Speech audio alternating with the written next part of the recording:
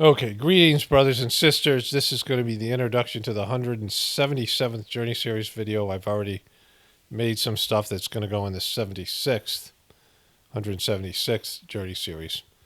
Some voiceovers that are coming. One that's about the Old Testament and the flat earth. I'm responding to a comment. And so I want to do just a brief introduction that to me is like one of the most important things I have to say about all these things. I don't know how much I say it. I've said it in different ways, but not like this. There's a difference between the higher and the lower. We have the ego that's our lower nature, and we have our soul, which is our higher nature. And then within every sphere of activity, there is the higher and the lower, right? We are material-based beings that need food and sustenance and have, the urges for reproduction and, all these things, physical urges for comfort, the need for water, food, these types of things. We have the physical life, the life of our body. And then there's the life of our soul. And then with every sphere of activity, there is the lowest and the lower, and then it's the higher and the highest, right? We can divinize everything in our existence. In the food industry, there's processed foods, in the, shitty foods, toxic foods, there's poisonous foods, there's, things, drugs and alcohol, things that are toxic to our system and have a certain effect of impairing our ability to function, which, people desire, right? There's the lower vibrational stuff. There's grosser foods, and then there's more subtle foods that harmonize with our divine system, more natural foods, organic foods, right? Things that are, harmonized with a higher level. And so when you eat the gross foods and you do the gross things, the gross drugs and the, gross content, right? There's gross content. There's like, even in the pornography industry, there's lesser evil porn, and then there's grosser and grosser porn until you get into like snuff films and really depraved things, right? Where it's, even with that, but like that's all of a lower vibration. And then there's content that's very violent, and video games are very violent, things like this that are grosser in nature.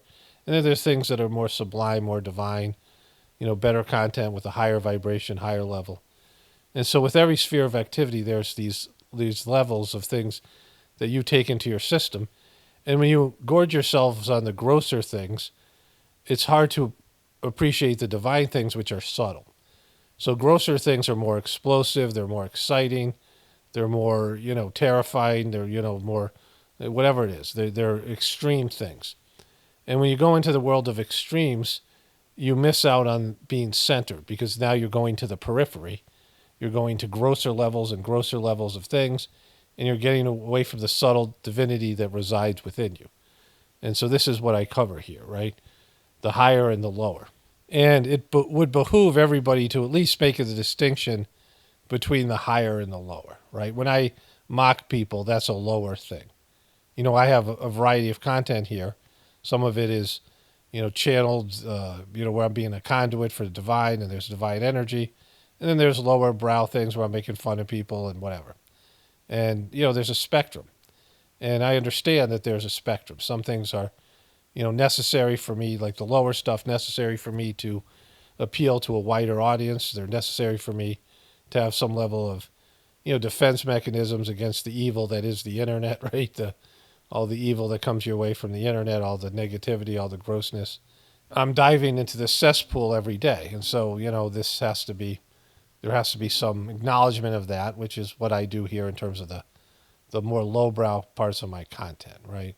And so, I don't expect things from other people that I'm not willing to do myself, I'm not doing myself, or at least willing to do myself, or willing to acknowledge that it's something that I'm not doing, right? When I mock people, it's because of they're doing things that I know that they could do better. There are things that we have to deal with the events that are going to unfold. And, me covering the mainstream media, like I'm going to get into Trump not putting his hand on the Bible and Pete Hegseth being sworn in, some other things here. Bunch of stuff, actually, politics stuff. And Trump's coming in with a bang, which I find interesting and funny and good content. But I don't care about it because the plan, when you believe in God, you believe in a plan. I say this over and over again. And when there's an intense time where we're in a transitional period, there's more divine energy and more focus. And there's a goal here. a goal to redeem humanity, which most of us, believe in some capacity, then the plan is going to be more, I would say, more meticulous, more focused upon, right? It's, there's no room for error. And things are going to unfold, and the pieces are moving about the chessboard, and whatever's going to happen, whatever destiny there is for the earth and all of us collectively, and then our individual destinies, it's all, it's already been written. It's already happening. So the only thing that we can do is react positively to it and take it with a, gratitude. And that's, I say this over and over again. We're in that period of time. So I cover things that are meaningless. It's important to people, and I don't mind, joking about them and mocking them. But, the things that people are doing, decisions they're making, are not their own decisions. And the way that everything's going to unfold is already predetermined. I'm, very clear about that. So, none of this stuff really matters. I mean, in terms of there's no choices people are going to make other than how they interpret and accept and are grateful for the things that are going to befall all of us, right? That's the only thing we can do. It's how we receive things and how honest we are about it. And that's the key to my videos here, how honest we are about what's about to happen, that we don't play victims, we don't blame everybody else but ourselves. We accept that we have all fucked this thing up and that we are, and maybe that's just part of how it's supposed to happen, part of the plan. But now we have to make amends for our decisions that went against the divine order, our mistakes that we've made collectively and individually, and then do something better, build something better. Build a system with divinity at its base, where we all have an interconnection to the divine, which is the highest nature. The highest nature in us was where we submit to our soul, and we our ego willfully participates in finding and gathering information and making decisions based in the divine, orders, the divine suggestions that are given to us through the divinity that exists in all of us, right? And so that's my simple message here, which I go back to over and over again. And for me personally, I am overwhelmed by how hard it is to live a natural life and do the things outside the system without getting brought down by the system, how complex everything is, how hard it is to find the truth in a sea full of lies, and how hard it is to be an expert on everything. And so when somebody is better or more knowledgeable, I would love to turn over like my health to, a legitimate healer and things like that, right? Whenever I can find somebody who does something better than me, someone who I can trust, it's great for me, right? Or at least trust, for that specific thing. And if I find higher stuff that, people know more than me or they're smarter in a certain area than me, I'm grateful for it, right? Because it means just one less thing on my plate that I have to deal with and interpret and things. Anything that I cover here. And also, there are people who did the Sajmarg system who were just saintly. They were amazing people. Their commitment and their devotion was far superior to mine. The amount of work that they put into it. Some of it was their upbringing. If they grew up as Indians, it was part of their whole upbringing. But some of it was just who they were. They were legitimate saints. Of course, the master of the system who turned his whole life and his everything, all of his energy over to serving God in this way. And I was grateful for those people. Like, they were inspirational. And I was grateful that people were doing it better than me. Some people were. Not everybody. Most people weren't as committed as I was to the system. But there were people who were better. People who were more knowledgeable about the teachings. And Daji was someone who I would have categorized as being, more devotional, more into it. But he turned out to be a piece of shit, right? Or he fell or whatever happened to him. I don't know when it happened, but it did, right? And so the problem with these people is they're not able to deal with the current situation the way it is because they're not truthers. And they're all, especially the Indian people who are, there's such a hierarchy. I'm watching this TV show called, it's an Indian TV show. It's called the Black Letter, the Black something. It's called The Black Warren. I just looked it up, and I'm almost done with the thing. And, it is one of the better. There's two Indian movies I like. Three of them. There was one called The White Tiger, which I wouldn't put in the same category, but it was kind of good. And there was one called The Lunchbox and one called Lagan. Lagaan. Lagan has songs and shit in it, which I usually don't like, but it's long as it's like a 4-hour movie. But it's about cricket and taxes and nothing that I'm interested in, but it really captures the Indian people. But in the Black Warrant, and I saw another movie that wasn't so good, an Indian movie. It was called The Big Heist or something. It was about them stealing jewels. I think I made fun of it. I mocked it here and whatever it is. But in both of these things, the police just arrest anybody that they can and beat the shit out of the person and torture them until they confess. Right? Like it's just a thing that they do. And apparently it's a real thing because I've seen it in 2 shows and I know, there's so much corruption there. And in the prison system, they get into how corrupt it is. But there's this, hierarchy that they have where you can tell which person is above the other person, right?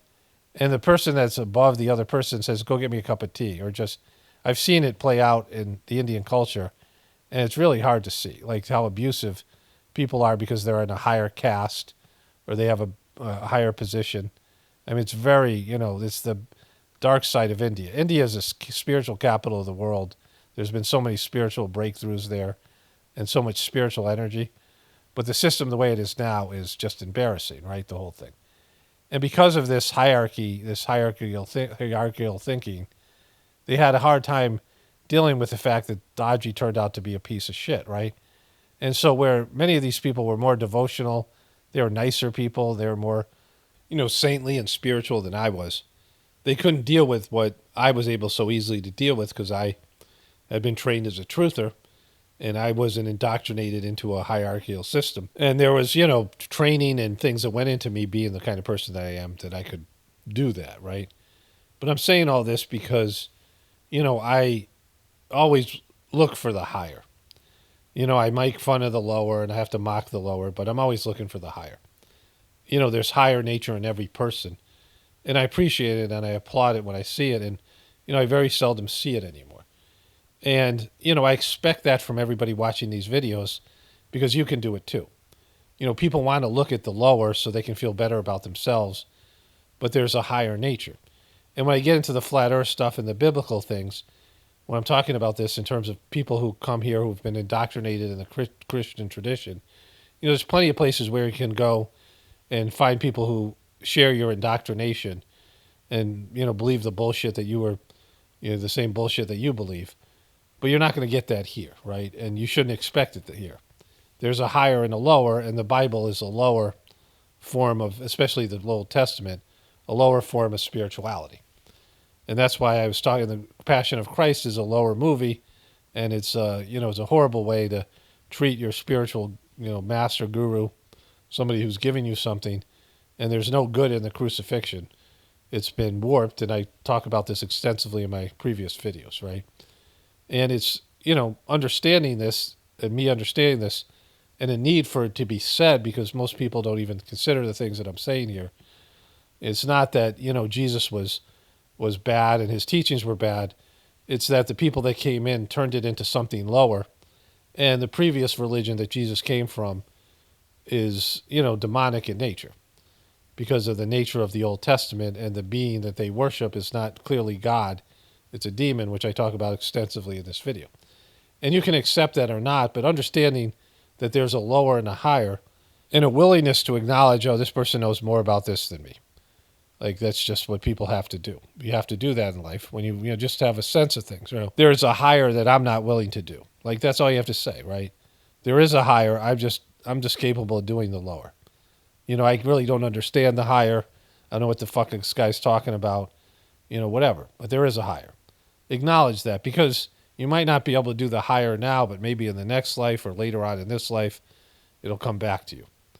What you don't want to do is what so many people do and what led to Jesus' crucifixion is that you destroy the higher because you can't do it. And that's a shitty tendencies that people have. People who are in power, of course, but then just the ordinary,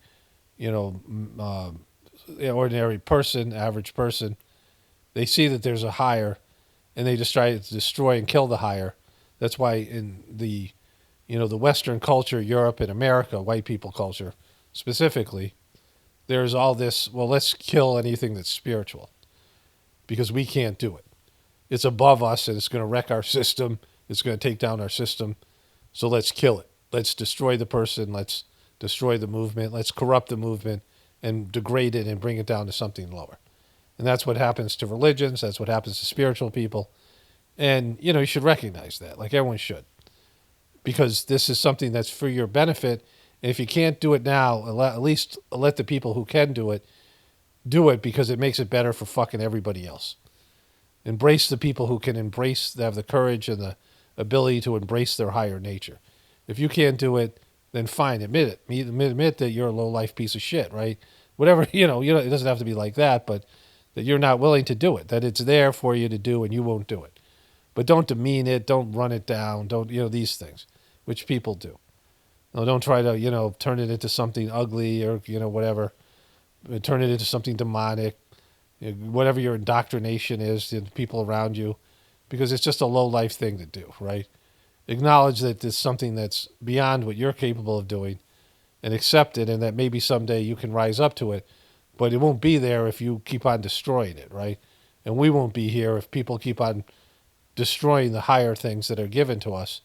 There always should be a higher path for the people, who are gifted and talented, right? There's all the if you go into schools, there's all the stuff for the remedial people, people with disabilities, mental disabilities, people with attention deficit disorder. And most of the focus is on the people who are incapable of sitting there and doing the work, the below average people and the average people. But the gifted and talented people don't get shit, right? And that's stupid. Like why would you have a society where you don't uphold and support the gifted and talented people? Especially in the terms of spiritual people who are spiritual. Why would you try to bring those people down?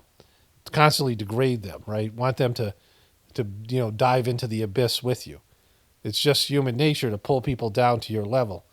And when somebody ascends from, whatever it is, could be economically. I saw LeBron James and Kevin Durant talking about this, that people in their neighborhoods, they didn't care if somebody got out of prison or did something bad, they would celebrate it.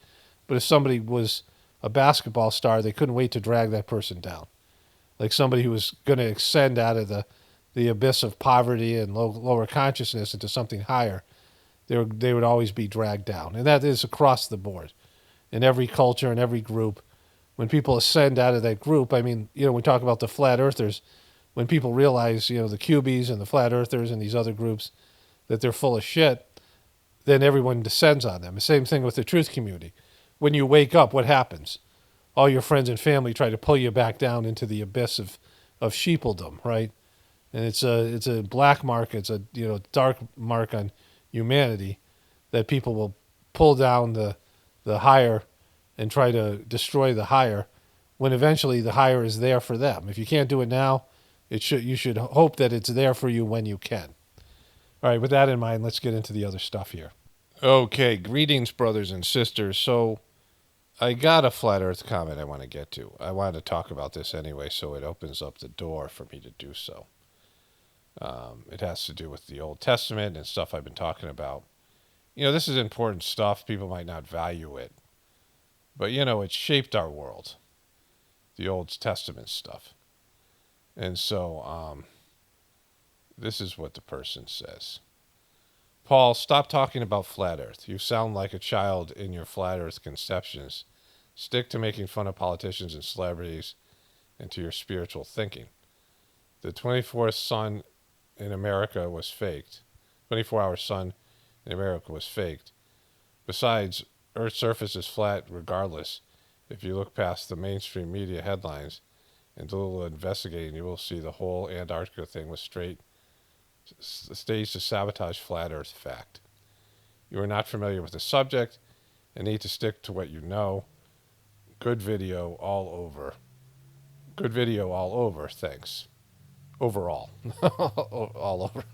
That's my dyslexia right there kicking in. Good video overall. And so here's a person who values my content but gets upset about the flat earth stuff, right?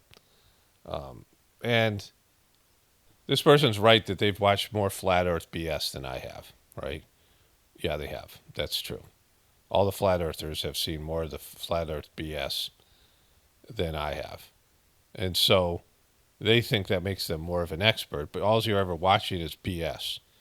Like, I knew this was BS when I first looked into it. And I looked into it honestly and, with some curiosity.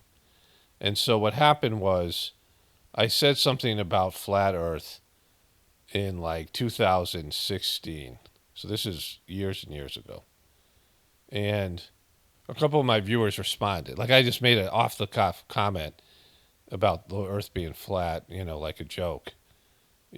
Like it had nothing to do with the video, or I didn't even know there was a new movement, right?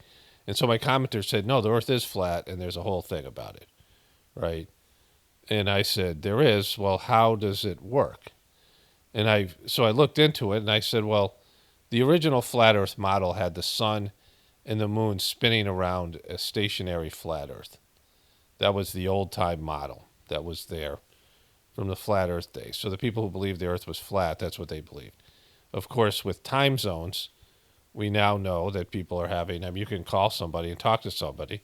When I was in India, it was the middle of the day, and in America, it's the middle of the night. India is literally 12 hours away. So there is 24-hour sun in the world, because I know it. I know from having conversations with people in India, which I've had, right? You're in a complete different time zone. And you have to set your watch back 12 hours, right? Because it's, you get there and there's a different kind of a thing going on because of the time zones. And so they said, well, that's not the model anymore. And I said, well, what is the model? And this guy's an older guy, bearded guy that was I think it was a homesteader or something, a Christian, right? This is a Christian thing. And we had an exchange of comments. And he said, I said, how does your model work, a flat earth model? That includes the data that we now have that wasn't there when people originally believed in the earth was flat. And I said, well, when you go outside, the earth appears to be flat.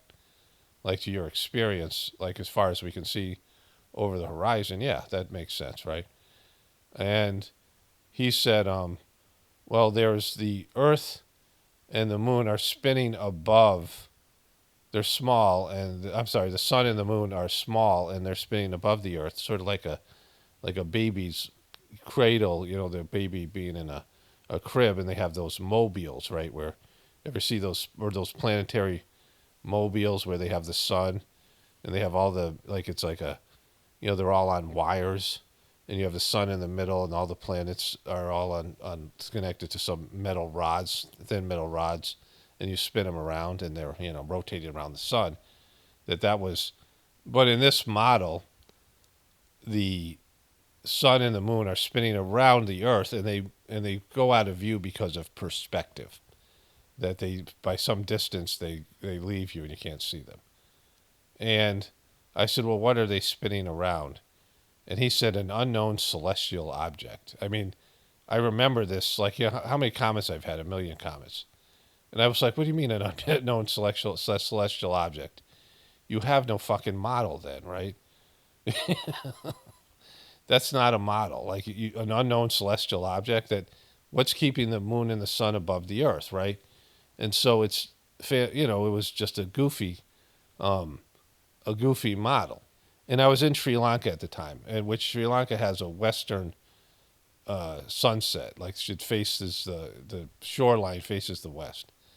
And I demonstrated all the ways you could tell that the earth was round in terms of, like, the sun would set in the western sky in the western over the ocean, but the clouds were still getting sun rays, and the sun was hitting the bottom of the clouds and reflecting back down on the ocean. Like, I showed that in video, and I took pictures, and I saw it myself. And so it was clear that if you're at a higher point, if you're in like some sort of a high rise building, the sun sets later because you have a different angle of view on it.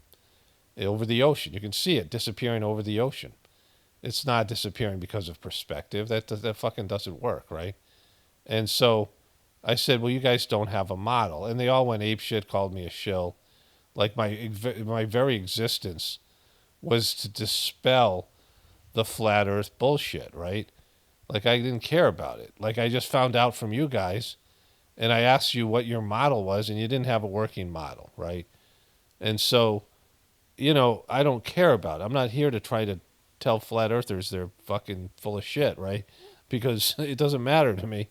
And they said into me like I was purposely put here by the CIA to take down their model, and nobody even knew about it. Like most truthers didn't even know about it back in 2015 or 16, whatever it was. It was 2015.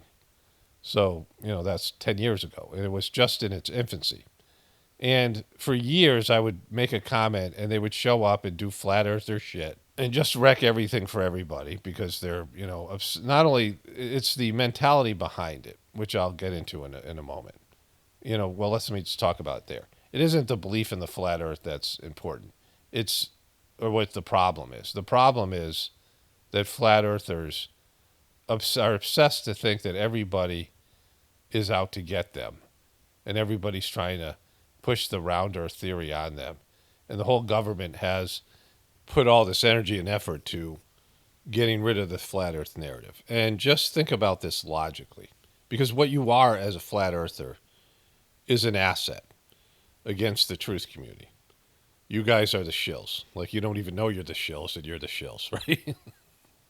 Like it's just, it's pathetic because because you're calling other people shills and your whole movement is a shill movement. It's just like when I said Trump is an asset. Okay, so the flat earth movement also became the QB movement. A lot of the flat earthers became QBs. And these are the people that they talk about when they talk about crazy conspiracy theorists, right?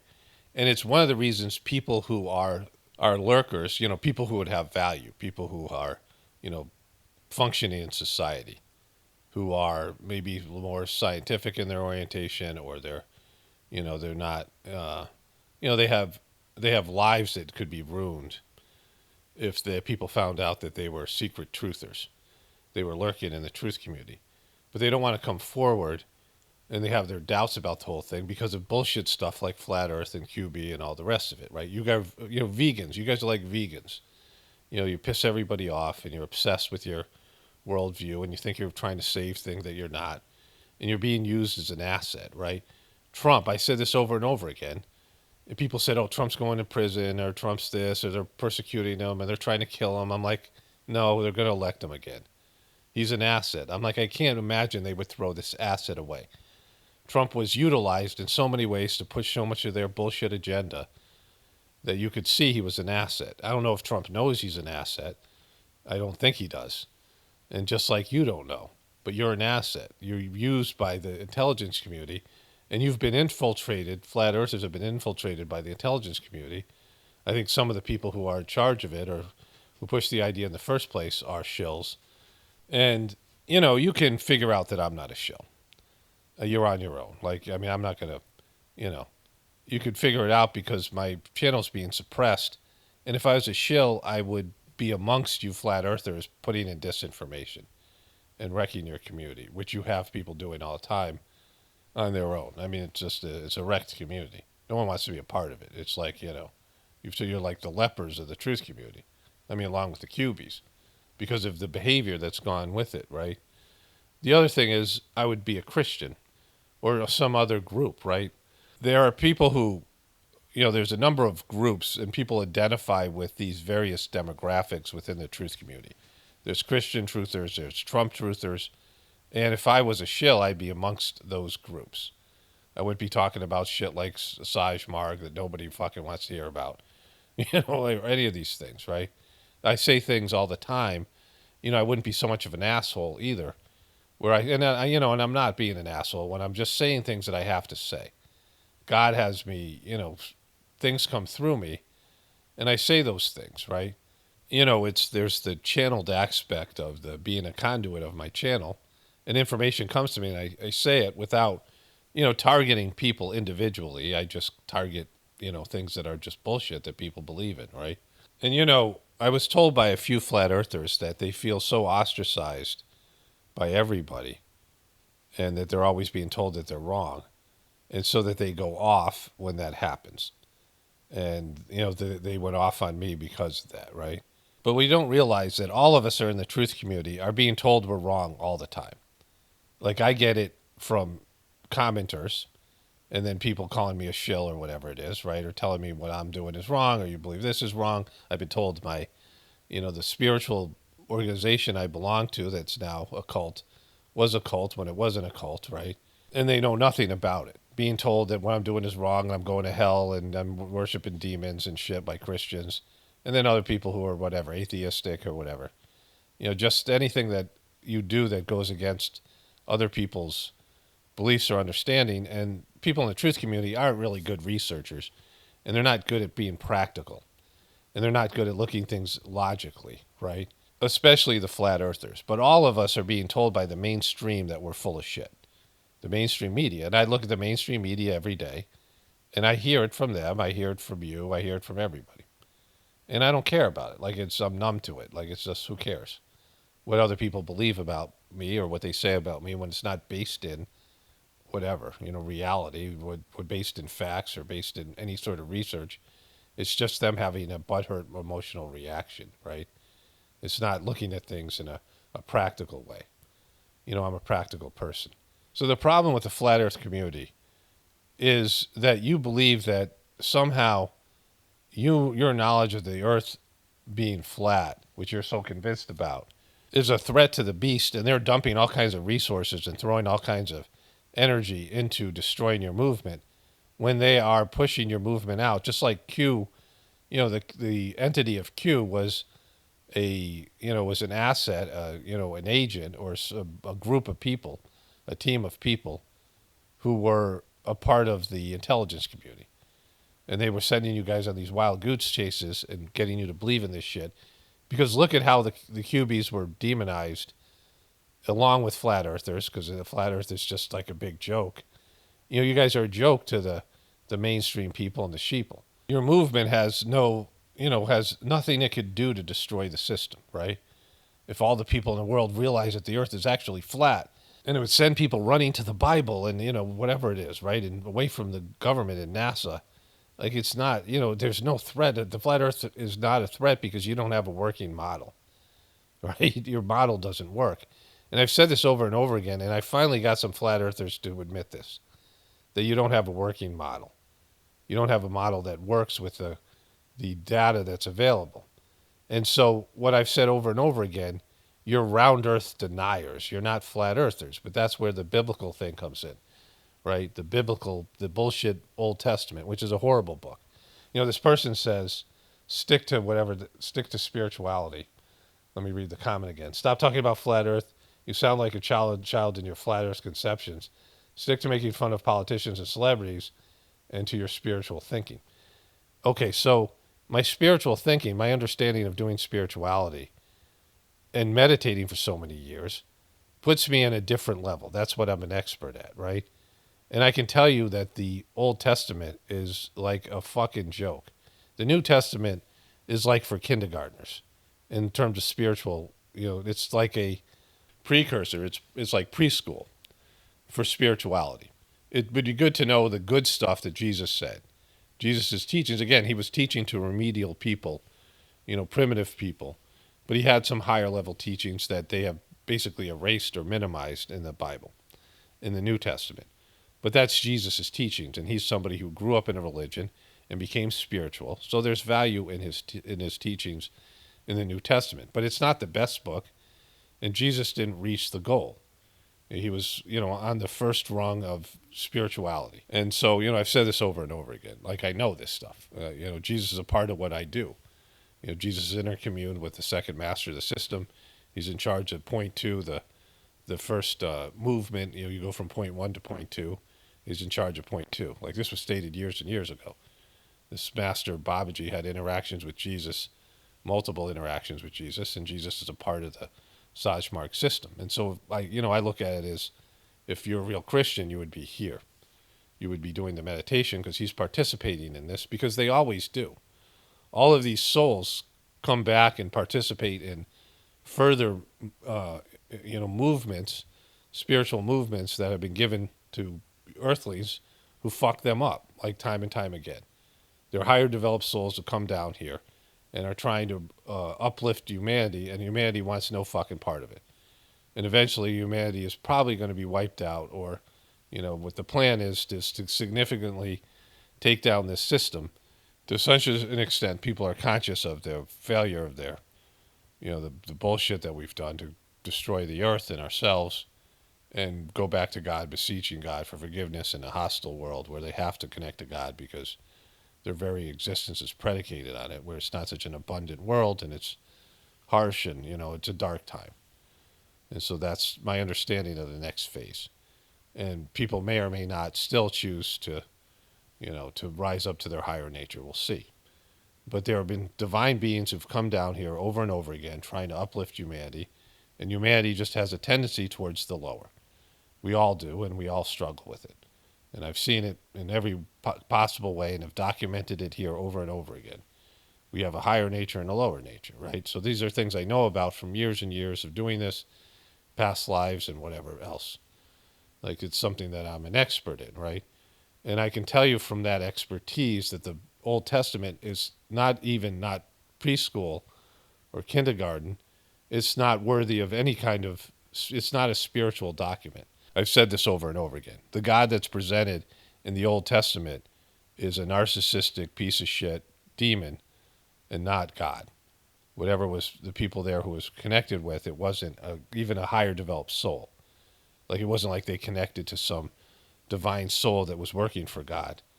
They connected to a low life entity that was a demonic entity. You can see it. The entity wanted Abraham to sacrifice his own son.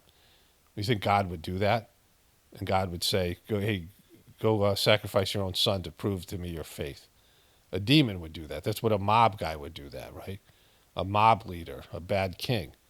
Sacrifice your son to me, show me your loyalty. That's what, the mafia or some sort of demonic king would do, right? God would never do that. And in any of the other bullshit things that God does, all the wars and all this stuff, all the pettiness, the way God gets his feelings hurt over and over again. God gets butthurt throughout the Old Testament. The Old Testament's a piece of shit book. It has no place in any kind of spiritual literature. It has no value. All the stuff is twisted and weird and fucking demonic and all that stuff. Lowbrow, low consciousness. It's not a spiritual book. And so anything in there, see, that's the problem with the flat earthers. Like if you are really convinced the earth isn't round, which possibly, because we're living in a simulation, you could be round earth deniers. And you could try to prove, or you could possibly prove, if it was provable, that the earth isn't round, which is what you spend all your time doing. That's all the videos on flat earth. It's not that you have a working model. But you're doing this to validate the firmament and the bullshit that's in the bullshit book that's the Old Testament. I've said this time and time again, which falls right into the controller's hands, right into the intelligence community's hands. Their plans for, the truth community. Because of your connection to a bullshit book that you want to validate and can never be validated because it's a bullshit book that's not about God. There's no divinity in it. And it's a mess. The whole thing's a mess. And so you've never looked into this and been able to face up to the fact that your Bible isn't what you think it is. It isn't the Word of God. The New Testament has spiritual things in it. It's written for people of 2,000 years ago in a central location, people who were unsophisticated and who were not in a sense the cream of the crop because they wanted to bring in the masses, right? They wanted to bring in common people who were on a lower level of intellect or a lower level of whatever it might be, right? I mean, they wanted to bring in higher people too, but anything that's dumbed down like Trump's bullshit. When Trump rolled out that fake assassination attempt and it was all WWE, WWE people are not the higher level consciousness people, right? They're lower consciousness. And that's what you have to do. You have to appeal to the masses. And so they take the higher teachings, like the teachings that are in the Old Testament, the New Testament, like, the kingdom of heaven was within. And they don't give you those teachings. They don't focus on those teachings. They don't highlight those teachings because they're looking for people who don't have the ability for abstract thought, people that can easily manipulate. That's what every religion does that's successful is that they go after the lower level people. And in some religions like Hinduism, they have other strains. They have like the stuff that's for honors kids. Like when you go to school, and there's a program for the gifted and talented. In Christianity, they don't have that, because if you are gifted and talented and you do become a saint, they fucking kill you in one way or another. They destroy you, and then they're like, "Oh, that guy was a saint," you know, after he's dead, right? But they don't have anything in Christianity for the gifted and talented, because they've dumbed it down for people who just want to make some sort of a deal, like I was talking about in my last video. This is transactional. This stuff is all transactional. Like you submit to our organization, and we'll get you to heaven. You don't have to worry about what happens to you after you die. Oh, great, I'll take that deal. But it's a false deal, and most people know it who do it, but they don't really want to know it, right? They don't want to. It's just like the whole thing about waking up to the system. Your life gets a lot harder when you realize that spirituality is a lot more labor intensive and takes a lot more out of you than you're willing to give, right? There's a book by this guy Yogananda. I didn't read it, but one of the people I was friends with in the system I do, the Sajmark system, said most people, he's talking about like New Age people, and lots of people stumble on a spiritual path and they're not equipped for it. A spiritual path is brutal, and most of us, we start with some enthusiasm, and then it just gets beaten out of us by how much you have to face up to the bullshit that's inside of you and correct it, and it just wears you down. It's a constant battle with your ego and with society, because everything in society is trying to pull you away from spirituality and turn you into a materialistic hedonist. And so it's a hard thing to do. Like, most people quit and they get broken by it's just too much. They want to go back, like in the Matrix, where the guy goes back and takes the blue pill because he wants to forget the truth and go back and live in the illusion. It's nice to live in the illusion. It's a lot, you're a lot happier. It's a lot easier. And all of us in the truth community experience this to some degree. But when you're a spiritual person, you're connected to God, it's a much more intense thing, because you're always seeing your own issues that you have to correct, your own thinking errors, your own, character flaws. You're constantly going through the cleaning process, which I talked about. This thing's also going to go in my Journey series, so it's a part of that. It'll be in the Journey 176. And so, all these things that I'm saying, right? And so there was this video that came out. This is why this happened. One of my viewers, who's a longtime viewer, sent me a video of a guy called the Professor, who's an anti-truther. Like, it seemed like, as far as I could tell, he's an anti-truther. So he's one of these people trying to expose the flaws of truther thinking. And of course, he's going to set in on the flat earthers because he gets to, because it's a bullshit thing, right? And he documented this trip that these guys took to Antarctica, and I showed you a few clips from it, right? So there's these guys, three guys who were flat earthers, went with a guy who, for whatever reason, was willing to spend like something like $30,000 per person, so $90,000, to bring three flat earthers to Antarctica. And one of the guys says, "Yeah, I can confirm it's a 24-hour sun. And I know you guys are going to call me a shill, but it's here."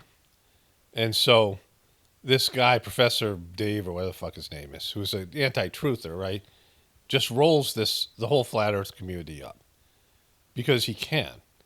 Because they initially set in on that it was a green screen, because this guy has a chroma key on, and he has his green screen filter on.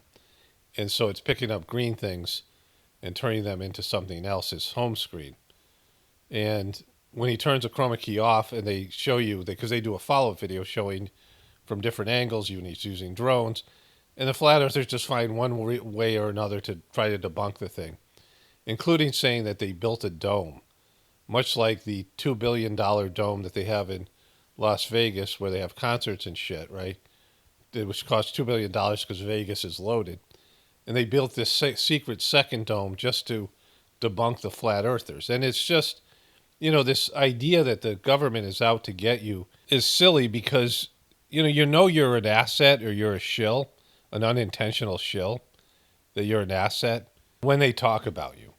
When the mainstream media is talking about QBs and flat earthers, that means that you're an asset for them. The way they talk about Trump, Trump is their asset. They're not against Trump. Trump, they're not against January 6th. They love January 6th. That's why they talked about it all the time. They love all these things. Anything that gives them some moral authority or anything that they can push their agenda through. If Trump wasn't their asset, they would have killed him and they would have got rid of him in one way or another. They would have thrown him in jail. They can do any number of things. But they like what Trump's doing, the controllers. He's their guy, right? He clearly is their guy. What they've done is suffocate the rest of us. All the people who are right-left paradigm people, anybody talking real truth, they just suffocate you. You don't get any traction. There's no way for you to gain viewership. And, the stupidity of humanity takes care of itself. Because people are always going to, the majority of people are always going to go to the lowest common denominator. And that's how they wreck the truth community. They used flat earthers and cubies and Trumpers, and oftentimes they're all the same thing. They used you to destroy the truth community. And, I don't care about it. I'm not angry at you because, you can only do what you can do. You only have the capacity to do whatever you can do, right? But they're not out to get you. They're not going to build a $2 billion dome just to, keep this flat earth thing on the down low. Like everybody knows about it and has rejected it. You guys are jokes to 90% of the population. So this guy, Dave the Professor, shows how the flat earthers turn on each other. And that's where you particularly suck. And same thing with the cubies. You guys, turn on each other. There's no drama. There's nobody out there trying to get you because you get each other. And he shows this one guy, right, who is kind of what I consider the father of the flat earth movement. And, this guy, he had the Atlantean conspiracy guy. And, he's a smart guy. And I saw him. But he got up and did this rap. And he was going after other flat earthers. And he dressed up like a couple of girls. And he was mocking that girls who were flat earthers. And he did this rap thing. And he did weird shit. Like, total Freemasonic stuff. And he is, he was invited, according to this guy, Professor Dave, this guy was invited to go to Antarctica. And he played a clip of the guy saying that, Antarctica and the 24-hour sun isn't really a thing. And that doesn't disprove the flat earth. And then this guy, Professor Dave, who, makes these good videos. It was funny. My wife and I were listening to it. And he, he's destroying this guy because he shows clips of this guy saying, this guy, Professor Dave, is obsessed with debunking and mocking flat earthers. He got 1 million views. He's getting whatever he's getting out of it in terms of a content creator. And he obviously enjoys it. This style of video where you're mocking people and things like this, and he did a good job of it. It makes the thing ridiculous. He shows this guy saying that you couldn't get to Antarctica. There's this law that prohibits people from getting to Antarctica because they don't want you to see that the Earth there's no 24-hour sun and the rest of it, right? And then he comes out and says, no, it's not that important. And it didn't happen, and then he comes out with all these theories. But this Dave guy goes on to say this guy could have went to Antarctica, so this would have been the main guy. And if that guy goes, it's going to be hard to, he's one of the people who was the catalyst of this movement. If he goes there and sees a 24-hour sun, he gets, completely exposed.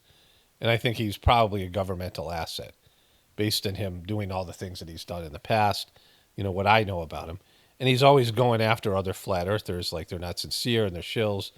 If there was a flat earther that was killed, it would be 99% they would be killed by another flat earther, right? Flat earther on flat earther crime. Because you guys turn on each other. It's like you're the worst of the worst, and you turn on everybody. And you're the worst. I mean, you guys you're the same way that the people who followed Jesus turned on Jesus. You're that kind of people, that kind of group. Like that's, your reputation of the infighting and the cannibalization of your own people. And so this guy, Dave, calls that guy a little bitch because he won't debate anybody and he didn't go to Antarctica and he won't do anything but, come up with these bullshit excuses of why the thing doesn't work, right? Why the thing isn't real. But all this comes down to the fact that nobody's out to get you. You're an asset. You've hurt all the rest of us with your behaviors. You're a plague on the internet. You're a plague in the truth community. It's your behaviors. And again, you're trying to prove something that exists in some shitty book instead of like that's your obsession. It's biblical. This is a biblical obsession. It has nothing to do with the earth being flat or round or any of these things. You're not trying to disprove the earth is round. You're trying to prove that the firmament is real. And you're never going to do that because it's a bullshit book, right? Where, King David, to marry the daughter of the king, had to cut off 100 foreskins of the Philistines or the Felicians or whatever. And, you can read this, go find it. And, I covered it. And he said, I'm not going to cut off 100, I'm going to cut off 200. Like, that's, what kind of a perv cuts off dead people's foreskins? And what kind of perv asks that as validation that you killed these many people? And how murderous and twisted that shit is, because the Old Testament's full of shit like that. And that's why the people who believe in that God, right, the people who are a part of that religion, are very materialistic, and they're filled with guilt-ridden and neuroses and these things, because they believe in a God that would endorse such bullshit, right? And that God's a demon. They've contacted some sort of demonic entity, and that's what they're calling God. It's not real God. It's not a divine being that works for God. It's a demon. And I just want to end with this, right? When I say you don't have a working model, and other flat earthers admit you don't have a working model, then you would stop calling yourself flat earthers, which would be great for everybody and yourself. You could say you're round earth deniers, that you don't believe the earth is round. And, again, that leaves all the other options of a concave earth, or really a simulation, which the earth is a simulation. Third dimensional reality is a simulation of the divine essence of your soul, manifestation of our collective soul energy. I would totally agree with that, because that's what I believe. And that's based in ancient teachings and things, ancient yogic teachings, and, the rest of it. There's all this evidence that we live in a simulation, which is a much more sophisticated point of view. But then you'd have to realize your book is a piece of shit, and there is no firmament, and there is no God picking up the earth by four corners, because that was a book written for primitive people to indoctrinate them into a demonic cult that has later became, half of what Christianity represents. And so the major religions come from this. The three major religions that people think about, at least the two major ones of Christianity and Islam, have 2 billion people apiece. They have half the population. And Hinduism, I think, has almost 1 billion. And so, which is exclusive to India. And Hinduism is the best religion because they have a track, like they have a pathway for spiritual people, and they embrace their saints and don't kill them. When somebody becomes a saint, they have all these fake gurus. They have a lot of corruption. They have a lot of bullshit. It's not perfect. It's like all the other religions. There's power and money and all that other stuff. But if people rise up and become higher developed souls and saints, they don't kill them there. I mean, that alone is like, in India, when someone becomes an actual saint, they recognize them. They recognize Jesus. They recognize Buddha. They recognize other souls from other religions. And so it's the best religion. Because of the sophistication of the higher level teachings, there's a lot of low level bullshit, a lot of ritualistic shit, a lot of stupidity, a lot of, bullshit they roll out for the dumbed down masses. But there's a sophisticated teaching for the higher level consciousness. And so it's the best religion in that sense. But all religions are bad because ultimately they become corrupted. And every spiritual movement becomes a religion. And so until that stops happening, until people want to rise up to a higher, embrace their higher nature, we're always going to have low-level bullshit like the flat earth and other things, right? And that's what it is. It's low-level bullshit, right? It's a distraction and something keeping you pinned down to an obviously flawed belief system that is keeping you from being, embracing your higher nature and your soul, and finding out what your soul's path is, and becoming the best version of yourselves, right? I talk about this throughout, and I'm an expert in that. Like I'm the only one who talks about that, so I must, even if I was totally bullshitting, I'm at least, even if I was didn't know almost nothing about it, I know more than you, right? Like even if I was the worst person at this, the stuff that I talk about, even if I'm a newbie, which in many ways I am, at least in this life, and even if I'm just kind of lazy, fucking a slacker, which I am, right? I'm still more evolved than you in this field of activity because you're not even doing anything, right? I mean, for most of you, like some of you are, but the majority aren't, right? And the flat earthers. And so this is what I know about. I know about connecting with the divinity within. Like I've been doing it for freaking over 30 years and in past lives. And wouldn't that be the goal? If you really thought about it, people don't want to hear it because they don't want to do it. Because what it represents, it's fucking hard, right? I mean, I can tell you it's fucking hard. And I've been talking about more recently in my videos. And I talk about in my journey series. It's a hard thing. I mean, it's hard because we are not predisposed to it.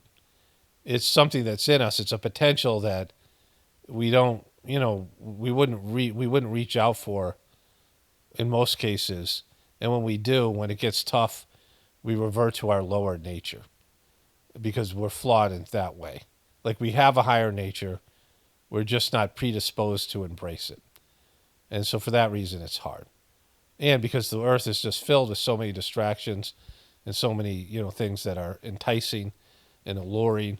And so those are the reasons. So it's hard to do this, and people don't want to do it. People want to indulge in their material lives. Screw my soul.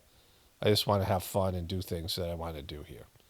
Or they get mired down in their depression. They wallow in their victim consciousness, and they're not able to embrace the higher nature and take responsibility for their lives and these things, right? And so it's not an easy thing for many reasons, including the ones I just gave you, right? But it's there within everybody. If you believe that God created everything and God is inside of you, how could God not be inside of you? And Jesus says himself, he talks about this, to some extent. Again, remedial teachings in the Bible. But, whatever your belief system is, if you believe in a soul, then that means your soul is divine and has connection to the divinity, the overall divinity. There's some of God inside of you. And that God is available to you to connect with, that you can connect with God. And if people have connected with God, other saints and spiritual people, then you can do it. And why aren't you, right? I mean, why aren't 99.9% of the people even thinking about trying to do that? Why do people sit there wallowing in their self-pity and therapy couches and talking about their problems and not, if you told someone, well, you could connect to God within and that would help you. Yeah, I don't want to do that. Why? Why don't you want to do that? I don't know, because I just want to sit here and wallow in my misery. I just want to pretend that I'm some sort of a victim and that I'm not responsible for all the bad things that are happening to me, and it's everything's unfair and rigged against me. I mean, that's the whole thing. That's the whole belief behind the flat Earth stuff, that the whole world's out to get you. The whole flat Earth is out to get you. The world is out to get you, and they're not, right? They're using you as an asset. You guys are infighting, and you're eating yourselves. You're the snake eating its own tail. It's like some kind of an insulated group where you guys are like on some kind of island, like with the frickin' those lost boys and Lord of the Flies, and you guys are turning on each other, right? What you consistently do. Like, why would anybody want you as a part of their group? When you're only going to if you turn on each other, why wouldn't you turn on me or any other truther? And you do. You turn on people who don't agree with you, and you get vicious and whatever, like desperate. And there's a desperation in the flat Earth movement, like there's a desperation in the QB movement, because it's fake, and you guys are doing everything in your power not to realize that you've been duped, and you've invested so much of this, like you can't turn around. You can't hear anything that anybody says that's logical or reasonable. No interventions. There can be no round Earth intervention or any of these things, right? Because you just will never hear it. And, this guy documented that with much delight on his part, because they want to be able to demonize all truthers by saying, you're just like a flat earther. Whenever they demonize truthers, what do they bring up? Flat earthers, Trumpers, and cubies. So that's an asset, right? That means that you're doing their work for them. It makes it hard for people to embrace this movement because they don't want to be seen as a flat earther, QB, or a Trumper. And that's the reality of our situation. And so it's hurting the truth community, and it's an embarrassment, and it's an absolute joke. Anyways, let's move on to the other stuff here. Okay, so I just want to add something. I said this, but I want to clarify it, make it a clear statement, right? because this is 45 minutes long, and people don't retain things, and things get lost in the whatever. But what I was the essential thing that I'm saying here is that when you start on a flawed basis, when you start like I was saying in a recent video, I don't know if it was just Journey series, but it was a regular video as well, I think, that sometimes you are deceived to doing something that you think is in it for yourself, like you're doing it for yourself, right? Some selfish motive, and God and your soul allow you to deceive yourself, and you have to do that to do the thing that you're supposed to do. And oftentimes people are doing divine work, but they're doing it because of some selfish reason. And even oftentimes historical figures and people who have done great things, they were doing them because they thought they were going to get something out of it, and they wouldn't have done it for altruistic reasons. And so the work is tainted to whatever extent, unless the person comes around and realizes that they were doing this for the other reason, for a more divine, sublime, reason, subtle reason for divinity, and it wasn't for personal glory or something, riches and whatever, which may go along with the thing, the action, but they realize it was something bigger. So if that happens, then great, they can correct, after they've been motivated, because you have to be motivated on an ego level to do things, and if your ego doesn't get motivated, you won't do them. And so there has to be sometimes things that you have to, deceive yourself to do something good, but for the wrong reason, for a selfish reason, right? And so, in that, when there's whole movements that are based in something completely bullshit, like the Old Testament, like trying to prove the firmament, then the thing's always going to be doomed, right?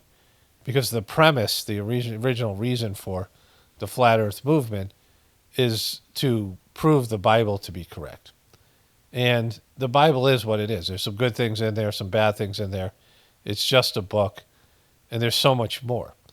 And the people who, have the inability to, they call themselves truthers, but they're not willing to confront their indoctrination to a religion that's done so much damage to the world and to people in general, and disconnected people from God and lied to them about the nature of divinity. It's just there, and I know it. Because I've ascended from that, position of being a religious person, and I was able to do it with the Heartfulness cult, right? That I did Saj Marg when it was a spiritual organization, and it benefited and helped all of us, and it was selfless, and it was pure, and, whatever. As pure as something can be with humans in it. And then this guy, Daji, was made the master and president of the system, legitimately, and he failed. I knew the guy. We were kind of like friends, and, the whole thing, and it was painful for me. You guys who have watched the Journey series know what I had to go through personally to accept this, but I did, because truth is truth. If you're a truth seeker, you have to accept it, right? Even the painful parts. And so, the firmament and the picking the earth up by the four corners and all the other Old Testament bullshit can't be proved because it's bullshit, right? People think that the earth is only 6,000 years old or whatever else, that these Christians think. And, these specific type of Christians. There's lots of good Christians. It's like anything else. You have the problem child, right? You have problem children. We have them in my organization. We have them in your organization. Whatever it is. Like there's always, in every organization, there's going to be the people who just get it wrong and forcibly try to push an agenda that just wrecks the whole thing. And when they find out they're wrong, they don't care and they keep on pushing it because they're so locked in that they don't do anything about it, right? And there's people in the Flat Earth community, someone just left a comment that they love my videos and they don't agree on this one thing, but they're not dickish about it, which is what I don't care. I don't care if you're a flat earther. Like beliefs, so we all get shit wrong. Like we all make mistakes. Like it's not, we're all judging these people, but if you're going to judge like all these other people so harshly and you yourself has got it completely wrong, then that makes you a certain kind of piece of shit, right? Like not like the rest of us pieces of shit that are, at least somewhat aware of our own faults and our own, imperfections. When you're pushing an agenda that's completely like demonic and a shill agenda that's working for the other side and you don't even know you're working for the other side, and you're pushing it and you're so totally dickish about it and judgmental of everybody else, and self-righteous and sanctimonious. You're like the vegans and these other groups that are just all like that. And you don't see it. Like, you don't see how obnoxious it is, right? But whatever, I just thought I'd add that. When you start off something with the wrong, with the wrong perspective, which is the firmament and the other bullshit that's in the Old Testament that's not true, it's again a bad book, then you're going to be doomed. Like, you have to confront your own indoctrination. If you're not willing to do that, you're not a truth seeker. So you're just here being a burden on the rest of us. All right, so that's it for this one.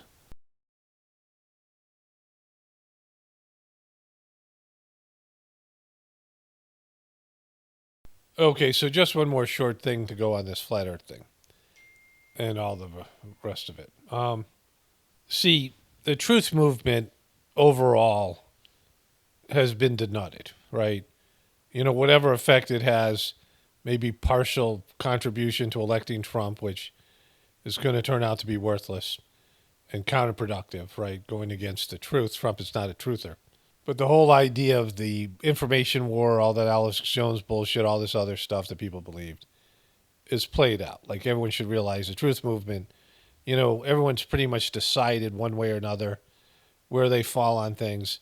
And that's just about beliefs. Like, the most the truther movement can do is change people's perspective about what's happening, but really can't affect change in the system itself.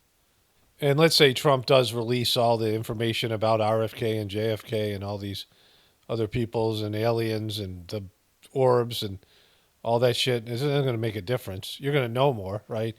It's about information and beliefs. And they might cater to you a little bit, the politicians. Maybe even some corporations will start catering to truthers. Some things like that. Being recognized as a demographic. But affecting change and divinizing the system and making the system a good system that's not on the table. And everyone everyone should be aware of that by now, right? And the flat earth movement is done. Like, it is peaked.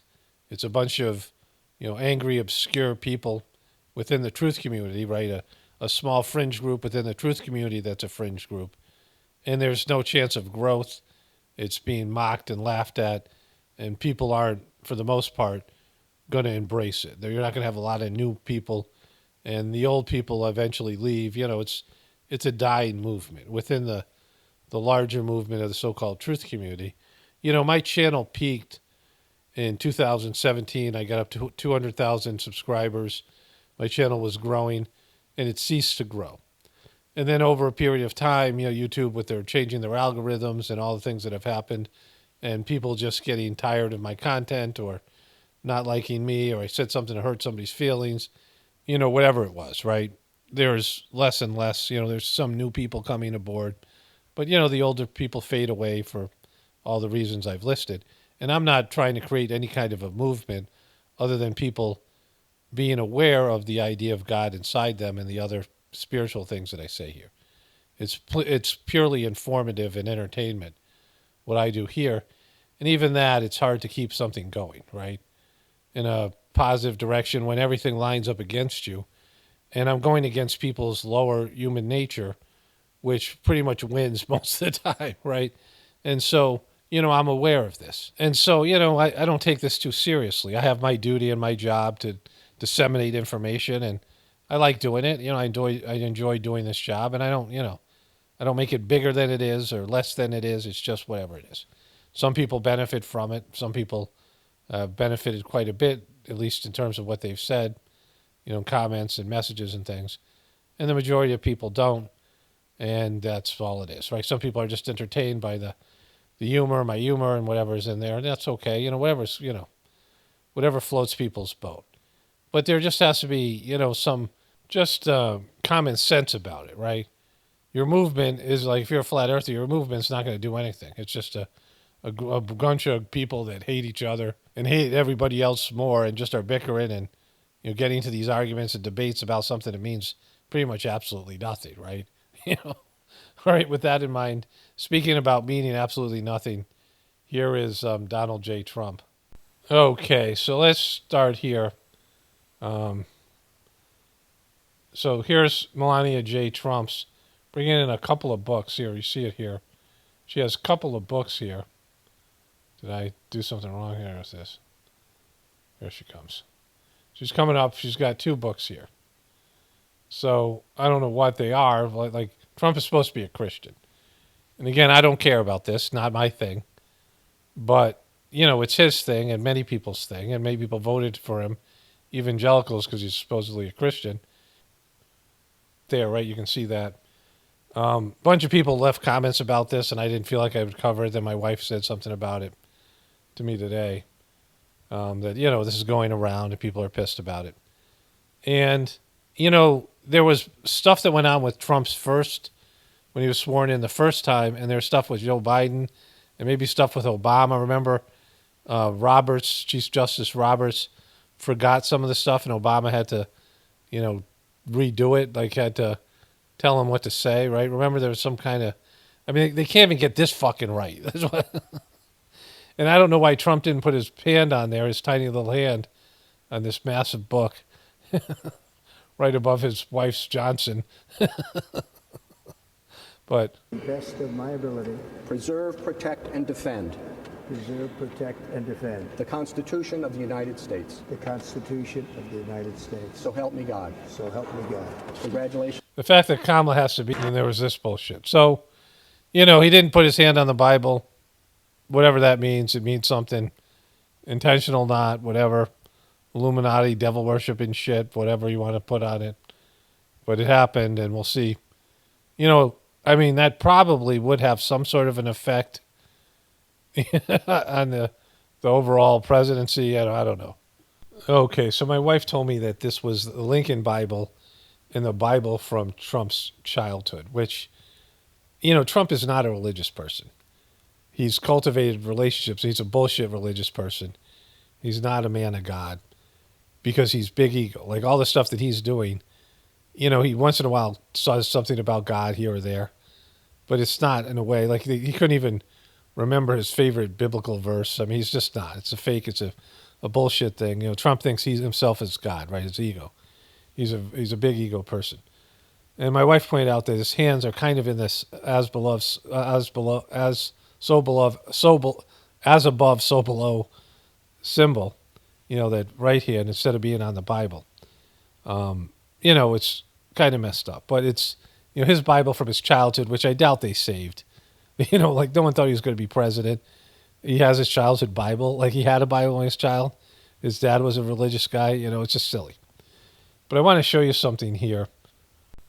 So this is Aleister Crowley. This is the water sign that Trump has always given. I'll show you that in a moment here. And this is, here they have this one. This one is the earth sign, so that could be the one Trump's holding up. But he also has his hands in like an as above, so below position. They're big on they're big on these. Let me show you all the images I have of Trump putting his hands in these positions here. Okay, so I had all these pictures when I covered Trump during his first run for election. He has this one particular hand signal he does, which is called the water sign by Aleister Crowley. Here it's with Megyn Kelly, very weird position there. It's there's a lot of Freemasonic or Illuminati shit or whatever it is, like these power groups, Freemasons, the occult, and Trump loves to put his hands in this sign here. His son was doing it. We saw Barron do it at the, when he was being showing off there, Barron Trump, and then his son was doing it. His other son was doing it behind him. There's a 666 there. And whether it's intentional or not, he does it, right? And there are these power groups. And so that's the water sign, the goddess, by Aleister Crowley, Diamond Dallas Page, these other people that do this sign, right? This is from a Star Wars episode.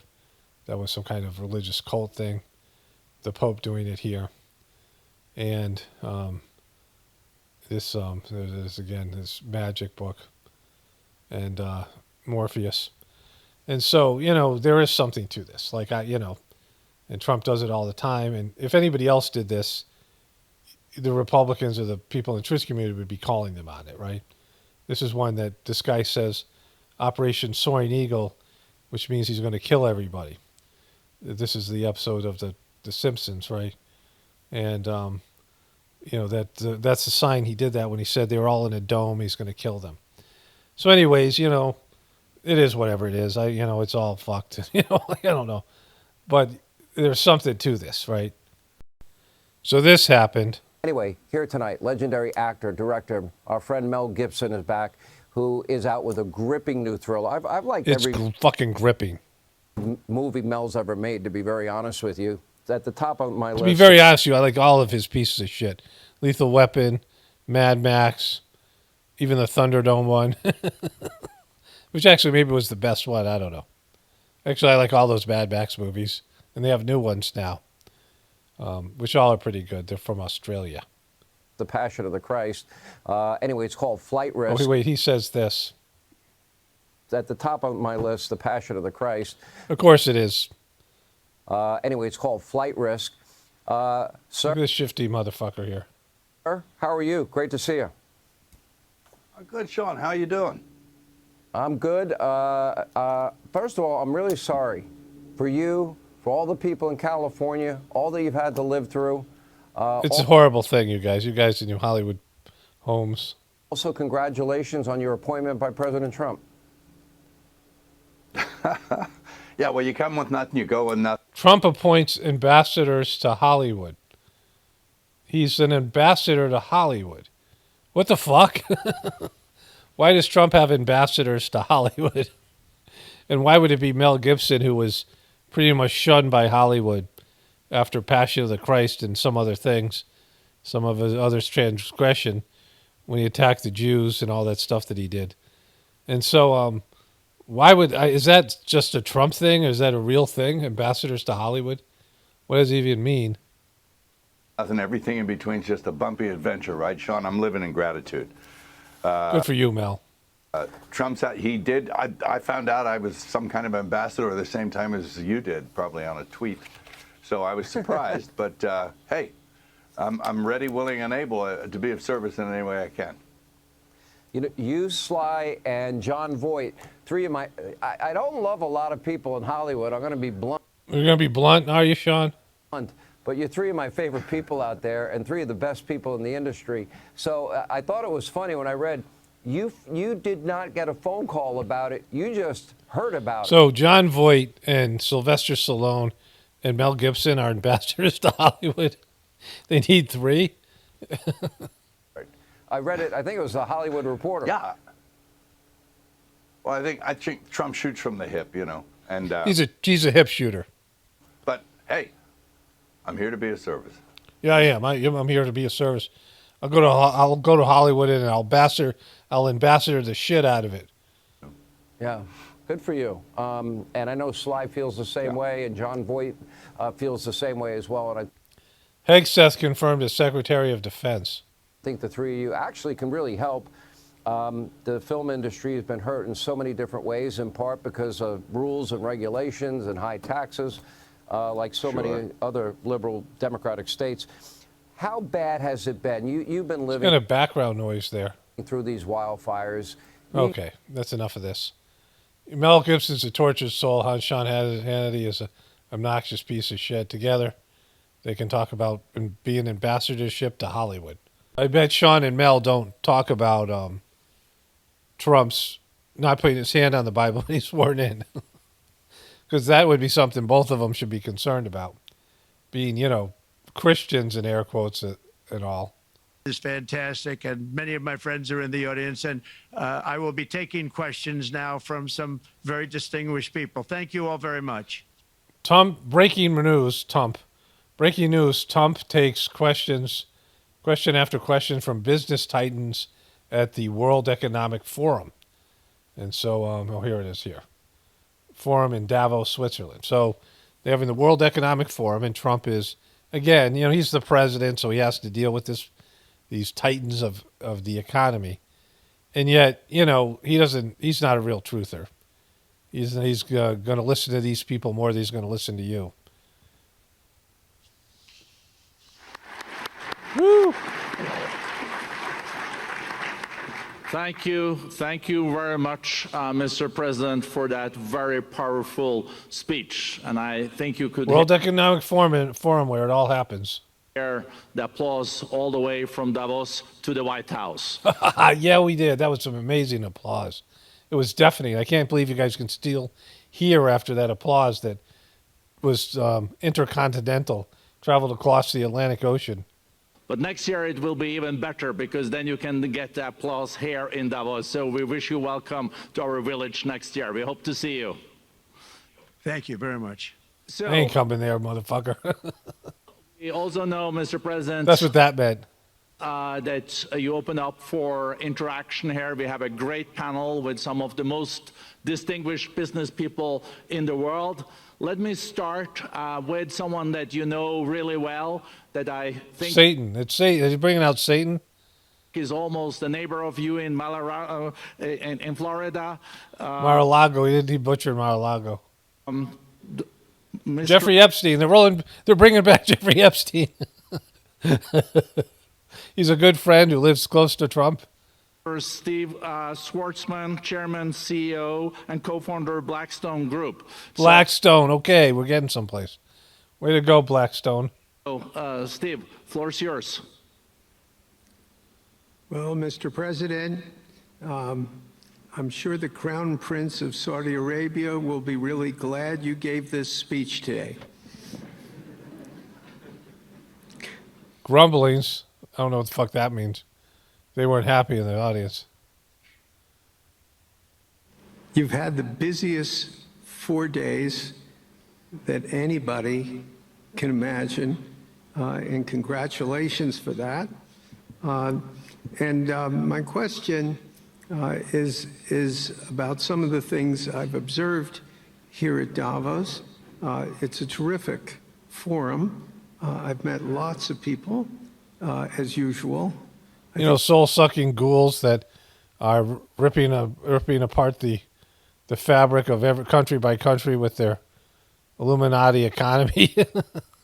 I've been here 30 years, and a lot of the European business people have expressed enormous frustration with the regulatory regime in the EU, and they attribute slower growth rates here because of the numerous factors, but especially because of regulations.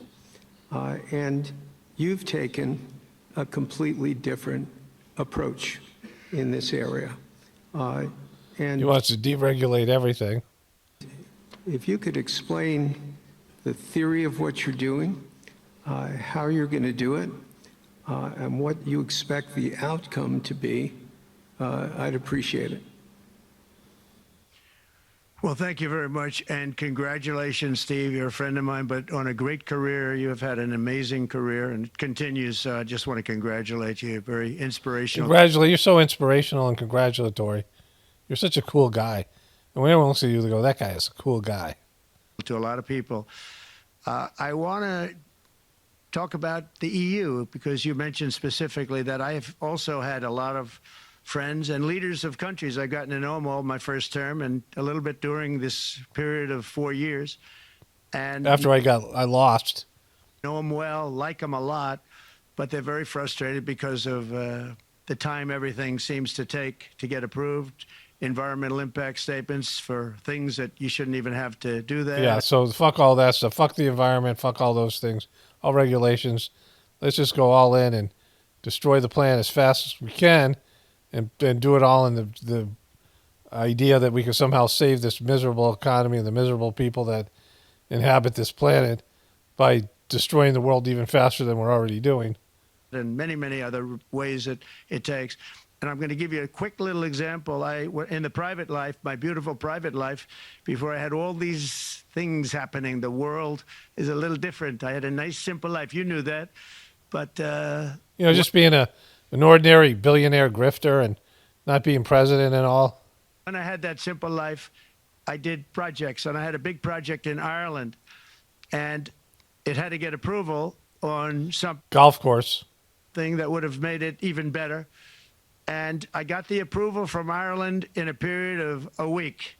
And it was a very, very, very efficient, good approval. And they informed me, though, the problem is you're going to have to get it from the EU, and we think that'll take 5 to 6 years. And I said, you have to be kidding. And this was before politics. And I said, wait a minute. And before politics even was born. All right. Let's go to the next question here. Thank you very much, Mr. President. We'll now go to one of your friends in the EU, Patrick Poiana. Patrick Poiana, him and Trump are buddies from way back. He's the chairman and CEO of Total Energies. I guess you have a question ready, Patrick, for the president.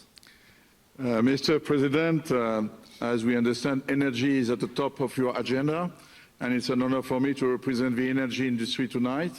In this panel, Total Energies is indeed the fourth largest oil and gas and electricity company. Dude, we're getting about one of every 3 words you're saying. Well, I will not ask you a question about the oil price. It's quite clear what you expect from us. I will go to gas more. And our company is the largest #1 exporter LNG from the US company. We are a strong contributor to, and we invest in a mammoth LNG projects in Texas, $20 billion. It's far from 200, but it's $20 billion. 20 is no slouch.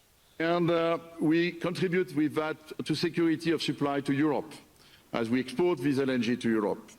Some experts fear that if there are too many projects developed in the US on LNG, this could have an inflationary impact on the US domestic gas price. And they recommend a pause on these projects. I would ask you the following question. What are your views about such a pause on investments on LNG in the US? What would happen if you would observe an increased domestic gas price because of these exports? And final question, which is important for Europe, would you agree to guarantee security of supply of US LNG to Europe? Well, on the last part of your question, yes, I would. I would make sure that you get it. If we make a deal, we make a deal, you'll get it. Because a lot of people do have that problem. They make a deal and then it can't get supplied because of war-type problems and other problems. So we would absolutely do that. You know, like Russia and the Ukraine, like them guys. LNG is very interesting because when I took office... All right, so that bullshit, I don't know. See the next guy asking questions here. Here's this guy. Now I'll go to another CEO that you know very well, Brian Moynihan, the CEO and chair of Bank of America. Boom, cool. Good afternoon, Mr. Now we're President. getting somewhere with Bank of fucking America. And congratulations, and obviously an eventful week for you and your family. If you remember 5 years ago, you came here and we walked among 150 CEOs from all over the world, and you engaged with them about your policies and your procedures. And then we did an Illuminati ritualistic sacrifice, and we all went to bed early. This year you're not here, and yet this week was blood sacrifice, I mean. Eventful from the orders that you mentioned earlier, literally a wave of orders coming out on immigration, on trade, and many other matters. And so, as a representative of the United States here, we got a lot of questions about what does all this mean and how would the president square this with his clear focus on growth, prosperity, market growth, stock market growth, a good bond market. Without cheap labor, how are you going to do all that economic shit? And bringing down prices. So how do you think about the impact of all these orders and how fast they come out and how you're going to balance them with that scorecard of being successful in both continuing GDP growth, bringing down inflation, and also having a good stock price appreciation for the American citizen? Well, I think it's going to actually bring down inflation. It's going to bring up jobs. We're going to have a lot of jobs. We're going to have a lot of companies moving. That nobody's going to do, right? Because we're getting rid of our workforce. And, you know, Brian, we're at 21%. It was at 40%. I think the immigration stuff's just for show. They're not going to deport all the people that are doing jobs that no one else is going to do. Like, they can't do that. I think he's just pretending it is. You know, we'll see what happens. And I got it down to 21%, the corporate tax.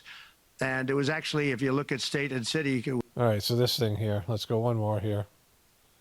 with see when this lady shows up here.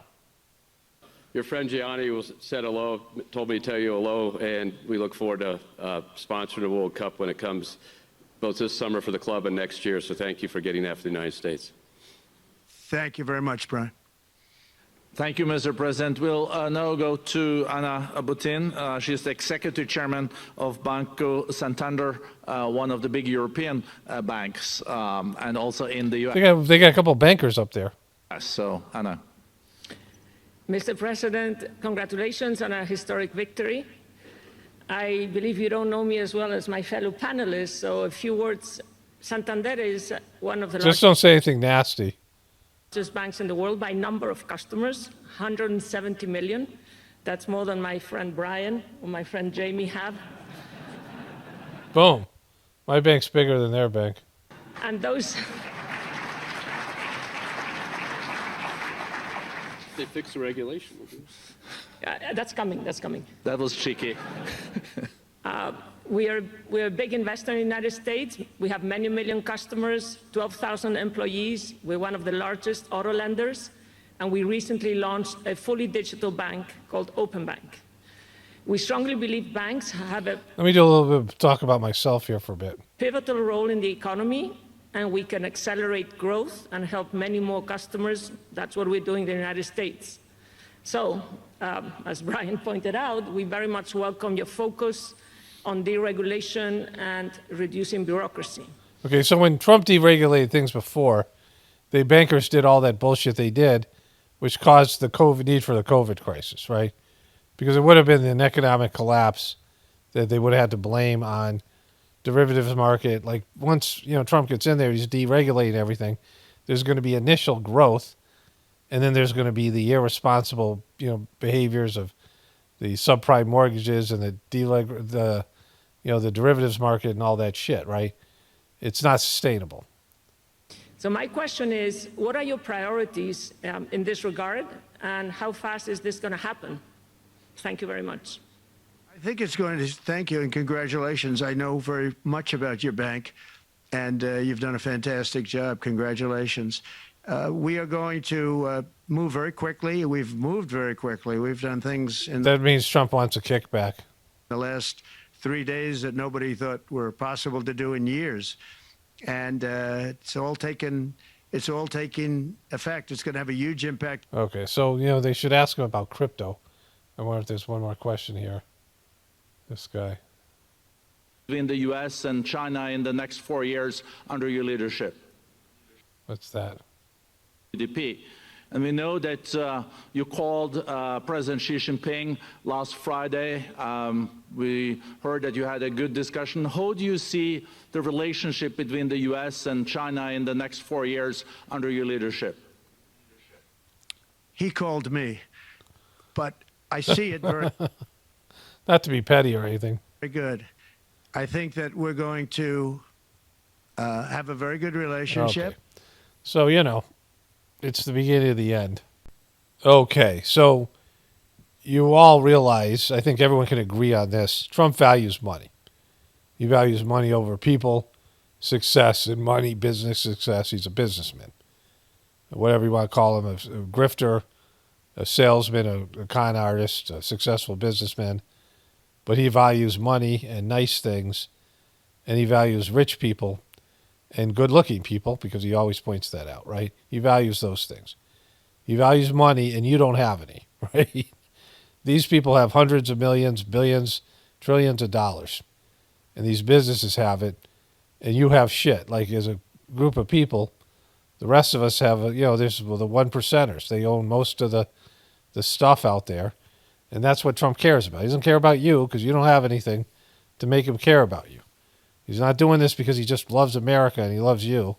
Everyone should know that by now. He loves money and he loves the things that go along with it. And, that's Trump. And so that's who he's going to reward. Those are his contemporaries. Those are the people he likes to hobnob with. He likes other rich people. He's part of a club. And you ain't in it. Okay, so today's Sunday, January 26th. I, for whatever reason, didn't get this rest of this stuff done yesterday.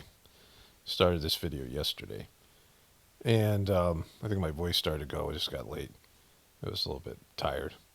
But anyways, a disheveled Trump is talking shit about Biden here. Good place. All of these investments are happening only because of our historic victory. And if we didn't win, it'd be just the opposite. They're pulling out. They were pulling out. They were really pulling out. So they would be withdrawing money. Our country was on the verge of some of the very bad things, and bad things were happening. And now there's light not only over America. I've heard it from even our enemies. They call up and they say, sir, we hate you. We do hate you, but there's light over the world. They don't say we hate you.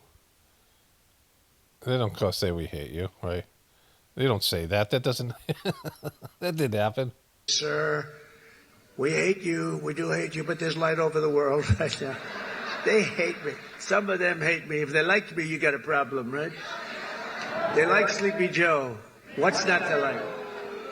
You know, they'd call up. Boo. It's funny. I was told today by one of the big leaders of the world would call for a telephone. One of the big leaders. A big leader. Which is the big leader? What are the big leaders? What are the possible big leaders? China? Russia? England? Right? France, maybe? Germany? Right? These countries. What are the big leaders? China? I said China. India, I mean. Australia, possibly? I don't know. What are the big countries? What are the big leaders? I think it would be England and China would be the two biggest in terms of the whatever. But, you know, he's just making shit up, right? Call with the President of the United States a year ago. And it's we'd like to speak with, who is this? It's the head of Germany, the head of, name it, the head of France, the name of any country, it didn't matter. He would never pick up the call. They'd say, he'll call you back in 2 months. So was Germany then? 2 months. Yeah, it's his schedule. He's extremely busy sleeping. No. Macron of France, he'll call you back in 2 months. So 2 months comes along and there's no call. They say, he didn't call.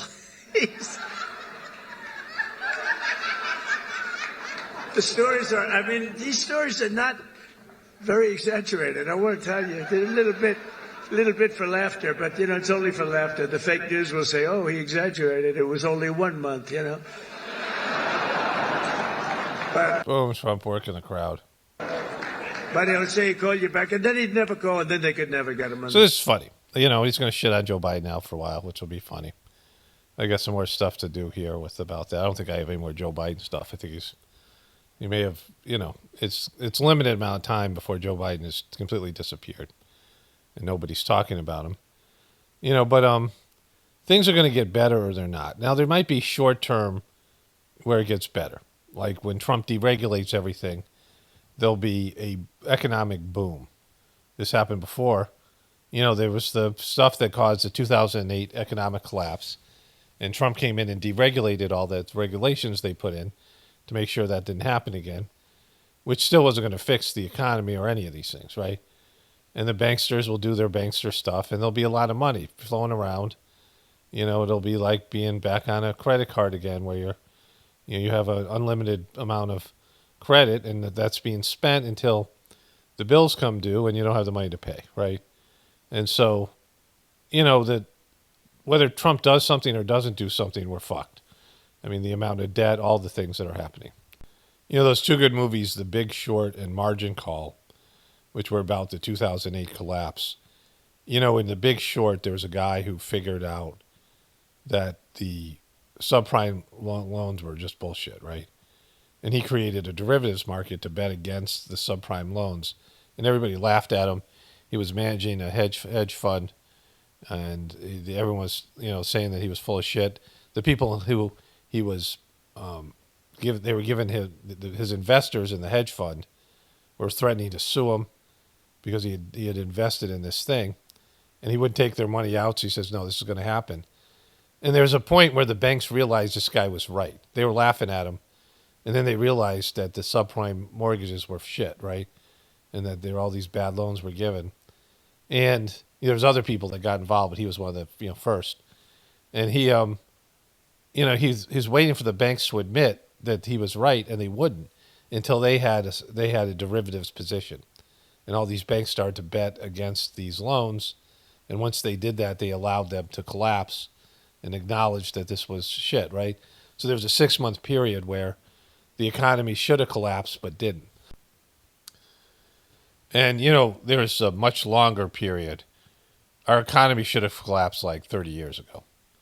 I mean, any number of times. Like the whole, the world economy and the U.S. economy based in the amount of debt. But no one's willing to acknowledge that the economy's fucked because we're all 100% dependent on the system. And because of that, they all know that there's a ticking time bomb. At some point, the collapse is going to have to come in. And whatever they have to do to they can't admit like our economy, it's just a bad economy. It's a usury-based economy, right? They can't admit that. And so, I've said this numerous times. So the collapse is just there waiting. It's already happened. We're just not willing to acknowledge it, right?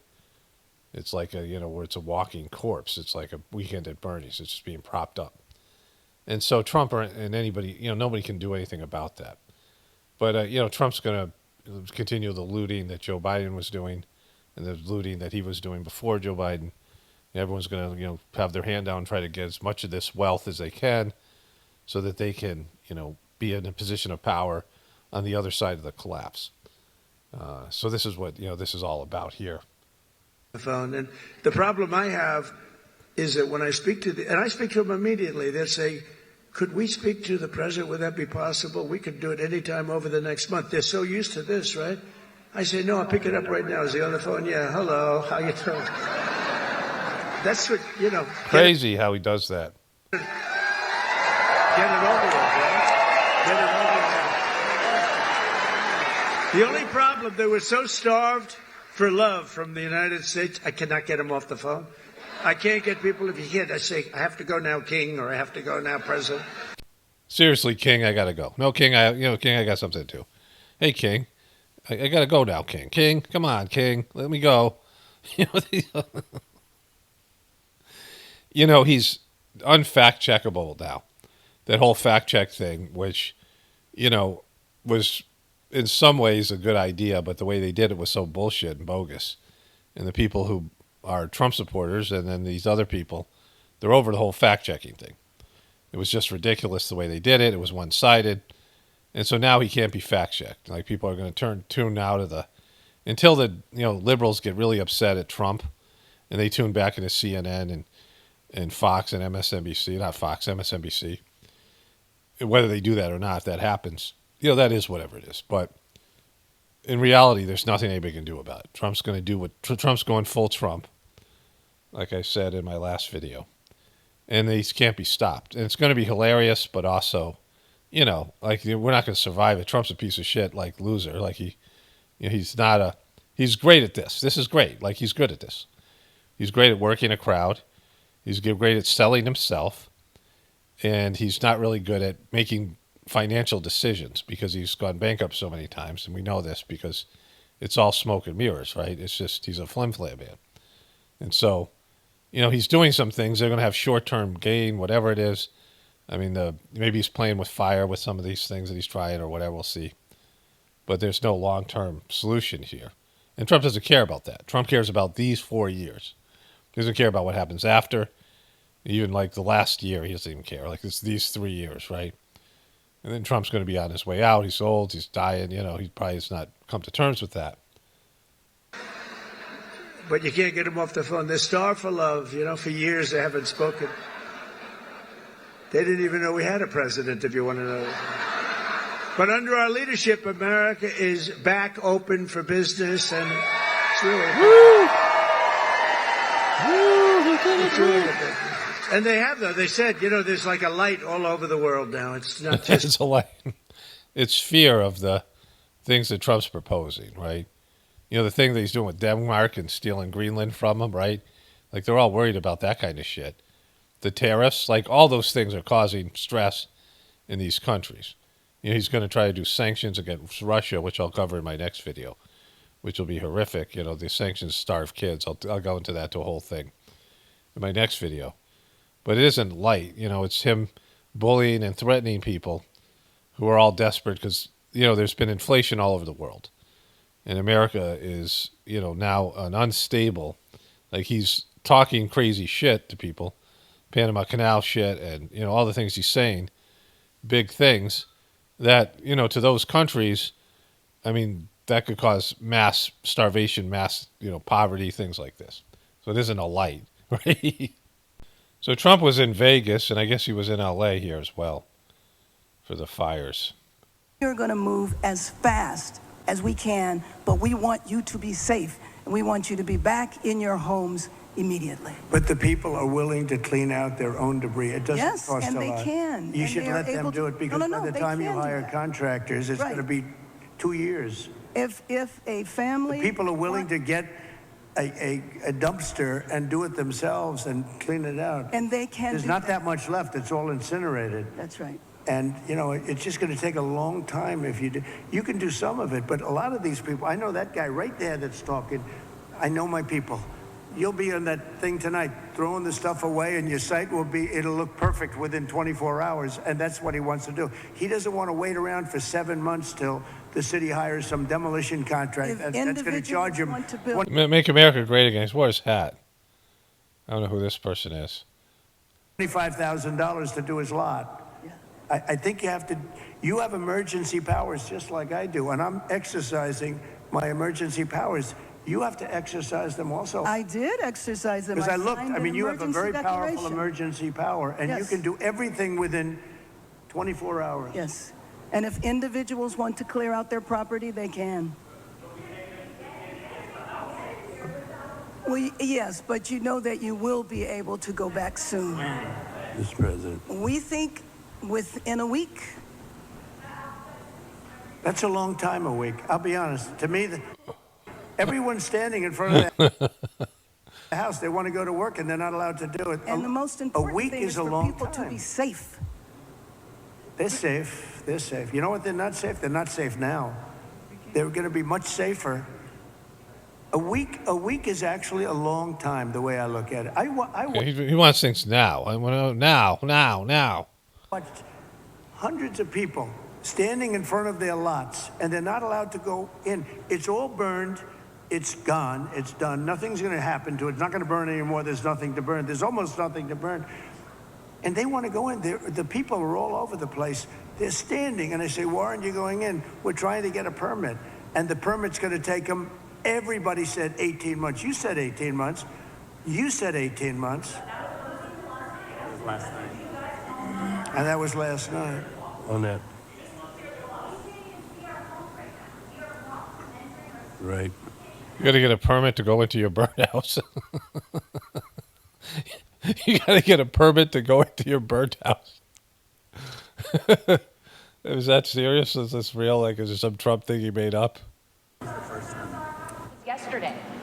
Mr. President, we're going to be together next week, and during the interim, many of us are involved in... All right, so that's hilarious. I think this is just... So Pete Hegseth gets sworn in here. And I have to say a few words of appreciation. First, of course, to the President of the United States for nominating a person who is respected and adored by the warfighters. This is the Secretary of Defense who will stand up for the men and women that we send overseas to fight our nation's wars. He's very tight, right? This guy is just not qualified. And the guy who's running it is a neocon, so he's probably worse.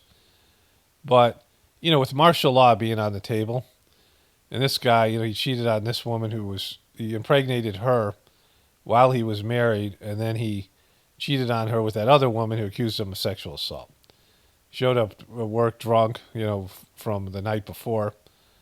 Was, alcohol issues. His mother cursed him out, all that shit. He got through all that stuff. And Mitch McConnell voted against him, and so this guy had to break the tie, right?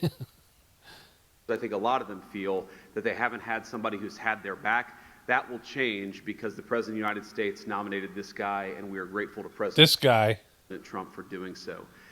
Okay, I'm not going to listen to J.D. Vance. Let's see, he's going to say something here. So he puts his hand on the Bible, look. That I take this obligation freely. That I take this obligation freely. without any mental reservation or purpose of evasion. Without any mental reservation or purpose of evasion. What do you mean that? You're saying he's going to be a deserter? Like, with purpose of evasion? That you're taking this job and you're somehow going to bail on it when things get tough? Like, it's the Department of Defense, right? And that I will well and faithfully discharge. And that I will well and faithfully discharge. The duties of the office on which I am about to enter. The duties of the office of which I am about to enter. You know, this thing that they do, they swear an oath. Shouldn't he have to memorize the oath and just say it, right? Like, he's got to read it. He reads it and then he repeats it like a parrot.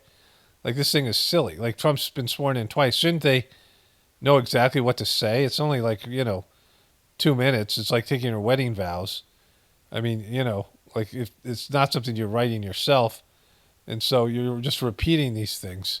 Shouldn't you know them, right? Shouldn't you go in with like some, where you memorize the thing yourself? Or isn't that like something bare minimum you should be able to do, is memorize this oath and be able to say it, right? Just to show that you have the capacity to do something and you understand the oath. Because you could just show up and not know anything you're saying and just repeat back this thing and not mean any of it, right? It's just silly, other than putting your hand on the Bible. So help you God? So help me God. Congratulations, Mr. Secretary. Woo!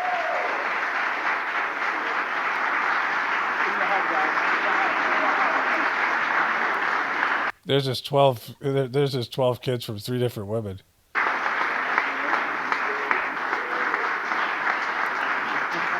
He's got a lot of them.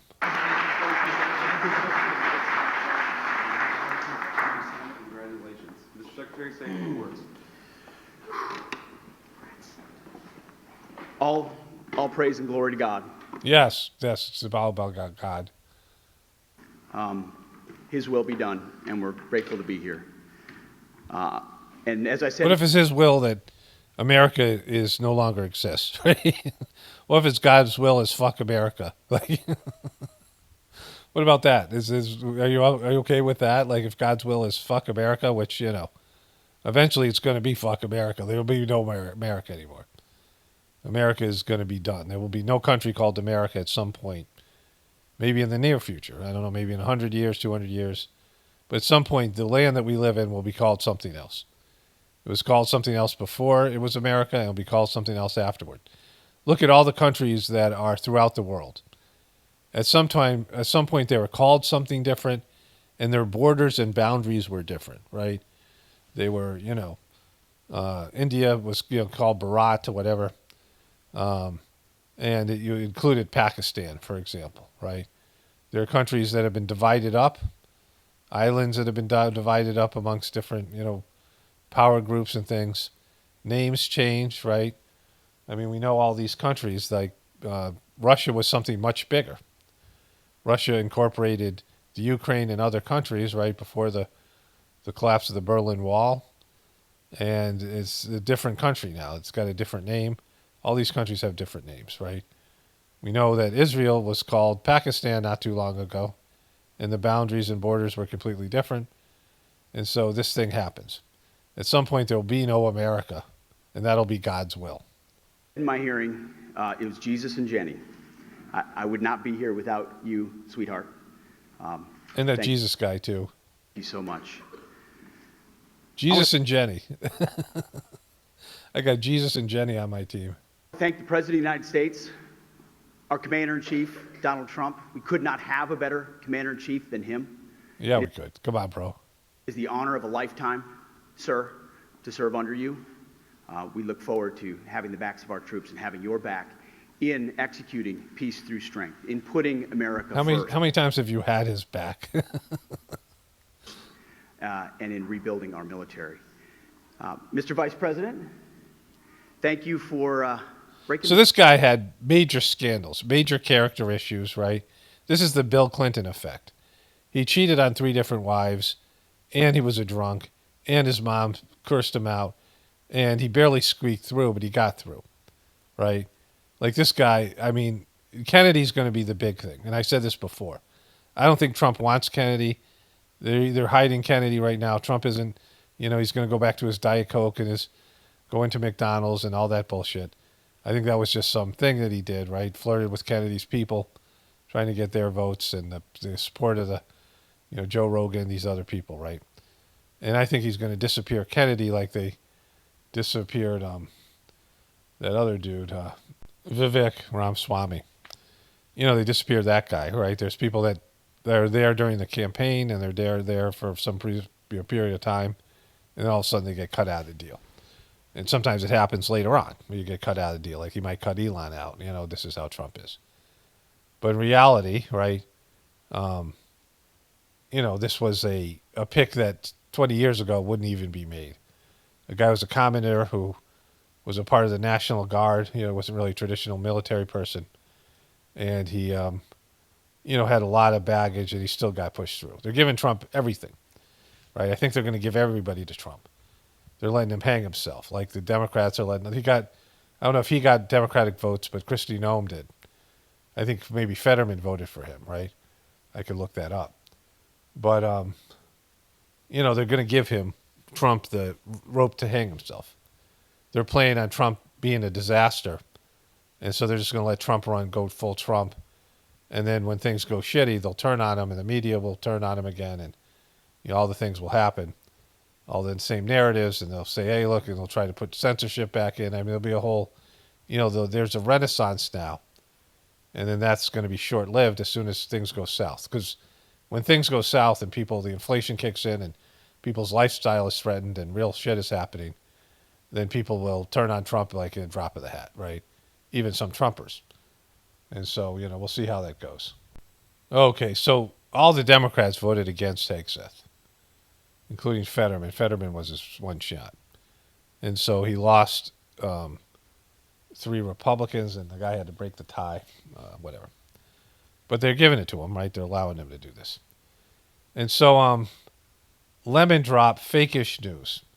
So Don Lemons is now in a sweatshirt. The long national nightmare is over. That is how my former colleague Jake Tapper described the end of Trump's first term. That was mere moments after Joe Biden was declared the winner of the 2020 election. And then Jake went on to call Trump's 4 years in the White House, and I quote here, a time of cruelty, a time when truth and fact were treated with disdain, and an era of just plain meanness. Now, it was a journalistic tour de force, I have to admit, unrelenting. It was crazy. It was so wonderful. Jake Tapper, I mean, the guy, he just rose to the challenge, right? So YouTube is recommending this guy to me. And so I, covered a couple of his video clips recently, probably 4 or 5 in a, 2-week period. And they're recommending him regularly. I don't know how the algorithms and the search engines are going to change now that the censorship stuff is on the table and all those things, right? They're getting rid of censorship, at least on a federal level, and then these other things, right? And, Facebook and Twitter, and they're embracing the non-censorship stuff because it's better for them. I see all these people who had disappeared from my feed are back in my feed on Facebook, right? There's been a transformation over there. Whether you like me, whether you like Elon and Zuckerberg, they're all into it, right? At least for this period of time. But they're recommending this guy. But this guy's, he's embracing the sweatshirt and the casual look. Like he was all suit and tie and all sort of trying to do a regular news show. But now it's just him trying to be like an average YouTuber. The problem is he's still, going back to the CNN bullshit, right? Like he's going back to this moment here. Let's let him go. Let's show you the clip here. In its honesty. Take a listen. Here it is. It's been a time of several significant and utterly avoidable failures, most tragically, of course, the unwillingness to respect facts and science and do everything that could be done to save lives during a pandemic. It has been okay, so we know that's not true, right? We know that all turned out to be bullshit. America is upset by the way they dealt with, the Americans are upset by the way the American government and the Biden administration dealt with the pandemic. Overwhelmingly so. People have suffered in some way or another, financially, physically, and they're not buying into this bullshit, right? And so there was all this stuff about how Trump mishandled it. That was before the election. But then as everything played out, people knew that they were lied to. This is something Bill Maher covered. I mean, Democrats and people like that he had some guests on. I showed you a clip who the woman was saying, the Democrats have to come out and say, my bad, like the way they handled the pandemic. Like everybody knows that it was bullshit, right? So that's, that turned out not to be true. So Don Lemon is still caught in this, 2020 version of reality that they're basking in. A time where truth and fact were treated with disdain. It is a time of cruelty where official inhumanity, such as child separation, became the official. Okay, so Americans don't agree with that shit anymore, right? Americans are freaked out about the immigration policy and the way Biden and Harris handled that, right? So this thing is aged poorly, and Don Lemon still thinks that this is, and of course, he has an audience that still believes this. He has a smattering of people, like some, thousands of people that watch this crap, right? Again, his stuff is being promoted by YouTube. He's got one of the premier channels, one of the premium, the celebrity channels that YouTube gives a lot of love to. But, this is like not aged well, right? And he thinks it has. Shameful policy of the United States. But now the Trump presidency is coming to an end. To an end. With so many squandered opportunities and ruined potential, but also an era of just plain meanness. It must be said, to paraphrase President Ford, for tens of millions of our fellow Americans, their long national nightmare is over. Look, bravo, Jake. Not many that day had the courage of their convictions to speak the plain truth. But Don, none of it has aged well. Plus, we all know that Joe Biden was senile the whole time. Like, people know that he has some sort of cognitive breakdown. He's limping out of the White House. They wouldn't let him run again. Like, all of your colleagues, including Jake Tapper, were coming out and saying, how long do you guys know this, and why did you let this happen? And all of them, CNN and all of them, turned on him when he had the disastrous debate performance. So you're pretending like you guys didn't know that he had mental issues and that he was a puppet. And now all this stuff has come out, right? And most people understand this. Like, the majority of people, over 70%, 80%, think that Joe Biden, the other 20% probably don't even know shit, right? Like, half the people don't even watch anything that resembles the news and don't even care about this stuff. Over 100 million people didn't even vote. And of those 100 million people, many of them knew Joe Biden was senile, right? There's some people don't even know the name of the vice president. Lots of adults, right? So, like, this is how bad you're out of the loop. That people didn't even vote, or, the people who, not like because it's a left-right paradigm, but just didn't vote because they couldn't be bothered, know more about Joe Biden's senility than you do, or are willing to admit more about it. And you're talking about like this is some great, this aged well, and it didn't. It failed, right? Trump is president again, and America has flipped on all these things. Censorship is over, and the COVID thing is considered a debacle that was mostly, even though Trump was a nightmare on COVID, but for the wrong reasons. Like, because he did Operation Warp Speed and he closed down the economy and he shouldn't. He got worked on COVID. He bought into your bullshit about the news media and the powers that be forced him to go in a direction that America knows was bullshit, and they blame it mostly on Biden and the Biden people. And you're still touting this shit, right? They fired you for being a dope. Like, you should be mad at the establishment. And we talk about the establishment and the way it views demographics that you belong in, black people and gay people, and you're just, you're carrying their water, right? The establishment that, as you say, that's prejudiced against you and people like you, and yet you're still out there carrying their water. Trump was still contesting the election. He was claiming he was the rightful winner. He was already asserting, and falsely I should add, that he had evidence proving that the results were fraudulent. Well, the results seem fraudulent now because unless you're saying that Kamala Harris wasn't able to get out more votes, another 8 million votes that Biden was, then Biden didn't get all those votes, right? Like, why did Trump get about the same amount of votes as he got, but Kamala got so many less? Like, Biden wasn't a better candidate. People hated Trump more. So, like, is it the mail-in ballots? Like, it looks like it's pretty shady now, right? I'm not saying it is because I don't know. Who knows what, there was so much Trump hatred. But they instituted all these mail-in ballots because of COVID, and it was very sus, right? That monologue, it made me feel proud to be a journalist? A lot of thinking errors in that statement. For one, it shouldn't be proud. You shouldn't feel proud. And two, you're not a journalist. It made me proud that we have dedicated our lives to speaking truth to power. It's wonderful. I mean, this guy, I just think he's this stupid. I don't think it's an act. I mean, it could be an act. And I just think he's that clueless. Like, I think the other CNN people, Jake Tapper, some of them know, they have a sense of it. They just have been told they have to do this. They have to go out there and shill and, betray themselves, whatever it is. But this guy believes in it. And the thing is, he thinks that Trump is power. Trump's only power is his ability to win an audience and get enthusiastic supporters, right? And that's his only power. When Trump was going out, there was that famous tweet I show you guys over and over again where Trump said, what way is this to run a country? When he tried to, he felt like the election was rigged against him. He was going out in disgrace and January 6th happened. And he said, what way is this to run the country, right? Right before when he realized he was screwed and he lost. And he couldn't do anything about it. And it was rigged against him because for Trump's whole life, everything was rigged in his favor, right? But Trump is a puppet. He's an asset for your people, for Don Lemon's people. The people that he's, running him are the CIA and the intelligence community and the establishment, the power that be. I mean, CNN is the ultimate in not talking truth to power. And so Trump, now has some power as president, but they're letting him do these things. Everything that Trump's going to do, they want him to do.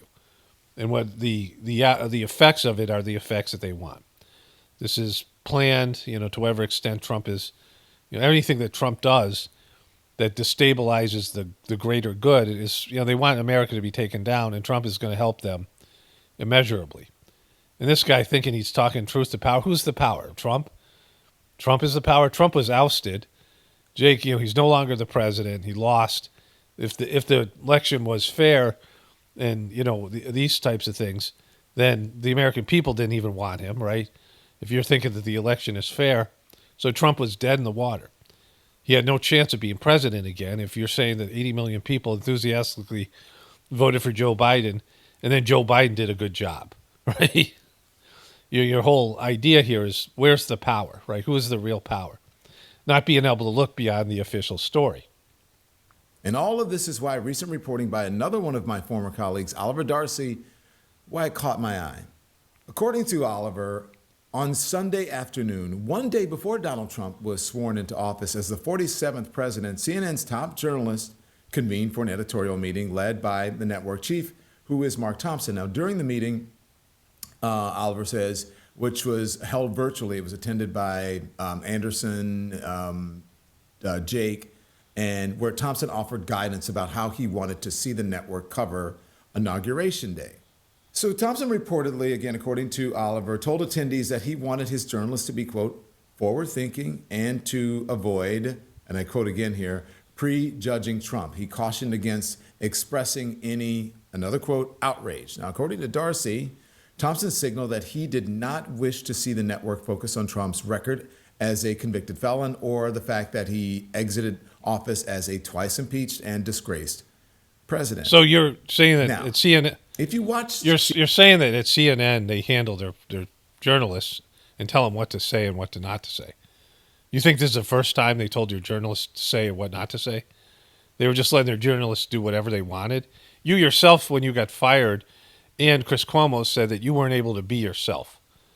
Like you said that. I could go find the clip. You already know this is the case. You guys, in fact, Chris Cuomo said that he wasn't as liberal as people thought he was, and he isn't now as much. He's got his own show, and he's got this other network, right? It's a Republican-leaning network. And so you're saying here, which is something we all know, that you're not journalists, right? You just talked about Jake Tapper being a journalist, and then Jake Tapper gets called in this guy's office and says, don't shit on Trump during the inauguration, even though for the past 8 years, since 2016, your network has fully benefited from shitting on Trump. And now they're reversing their course, and they're not going to be as negative towards Trump. Like all of a sudden Trump's made it, and Trump is in the club, right? What's happening? It's a club, Don. It's not journalists. You guys don't talk truth to power. right? You never did. Like, the power that you talk truth to runs your network. It's either economic power with corporations and businesses and big pharma, who you shill for, the way you shilled for big pharma, and you said that shit. You know, I'll play the clip here. Let me play that clip here of him and him going off on anti-vaxxers and saying that they should be publicly shamed. Was that you talking truth to power, Don? I think we have to stop coddling people when it comes to this and the vaccine, saying, oh, you can't shame them. You can't call them stupid. You can't call them silly. Yes, they are. The people who aided and abetted Trump are stupid because they believed his big lie. The people who are not getting vaccines, who are believing the lies on the internet instead of science, it's time to start shaming them. What else? Or leave them behind. Because they are keeping the majority of Americans behind. I mean, Jesus. It's one of the most egregious things said about anti-vaxxers. And it's one of the stupidest and most wrong, and no sense of, like, you know, you're no longer a paid shill on CNN, and you don't have to say shit like this. You're not getting Pfizer money, right? And he's still doing the same stuff for free, right? Like, you know, he's so trained, they so got him to buy into the official story, when the rest of these guys, at least Chris Cuomo's, who was, you know, equally as douchey as Don Lemons, he's come out and he's been, you know, he's reversed his position, a lot of these things, at least somewhat. But he's still going in on all this stuff because he's so clueless. He doesn't even know that he was played and handled and he was a puppet. Like, he went along willingly because he doesn't have the ability for, like, critical thinking skills, critical thought, and these other things that, you know, is necessary to produce good content on the internet. CNN's coverage of the inauguration, I want you to tell me if it seemed different to you. Here's a little bit of it here. This is CNN's special live coverage of the inauguration of Donald Trump. I'm Anderson Cooper in our studio in Washington, D.C. And I'm Jake Tapper, overlooking the White House that will soon be the Trump White House once again. The president-elect on the verge of sealing his unprecedented political comeback, opening the door to radical and immediate change here in Washington, D.C. and across the country. So to me, that is a slightly different change in tone, especially from Tapper, who had been so clear the other time. And I want to be clear here as well. This is not a critique of Jake Tapper. This isn't a critique of CNN, okay? Of course it is. You say shit like that all the time. You're saying CNN sold out. That Tapper and the network slammed Trump on his way out, and now they're gifting Trump. You know, they're forgetting about all the shit they've talked about him for the past 8 years, and they're going to be an open book for a guy who's going to do all the things that they said are wrong things and have been against, and that you guys forced Joe Biden out because you didn't think he could win against Trump. Like, all the things that happened. Of course it's a critique of them, right? All the things that Jake Tapper said about Trump, you guys still even believe, or more so. He wasn't a convicted felon when Jake Tapper said those things. He wasn't these things all the things that have happened the past 4 years of Joe Biden presidency. And so all those things, it doesn't like Trump is a new person. He's changed his kumbaya moment. Trump is going in way more. He's going full Trump. He's way worse than he was the first term. He's going in with like he's got a freaking mandate, and he's going there and overturning everything. Everything you guys thought was going to be, it's your nightmare, right?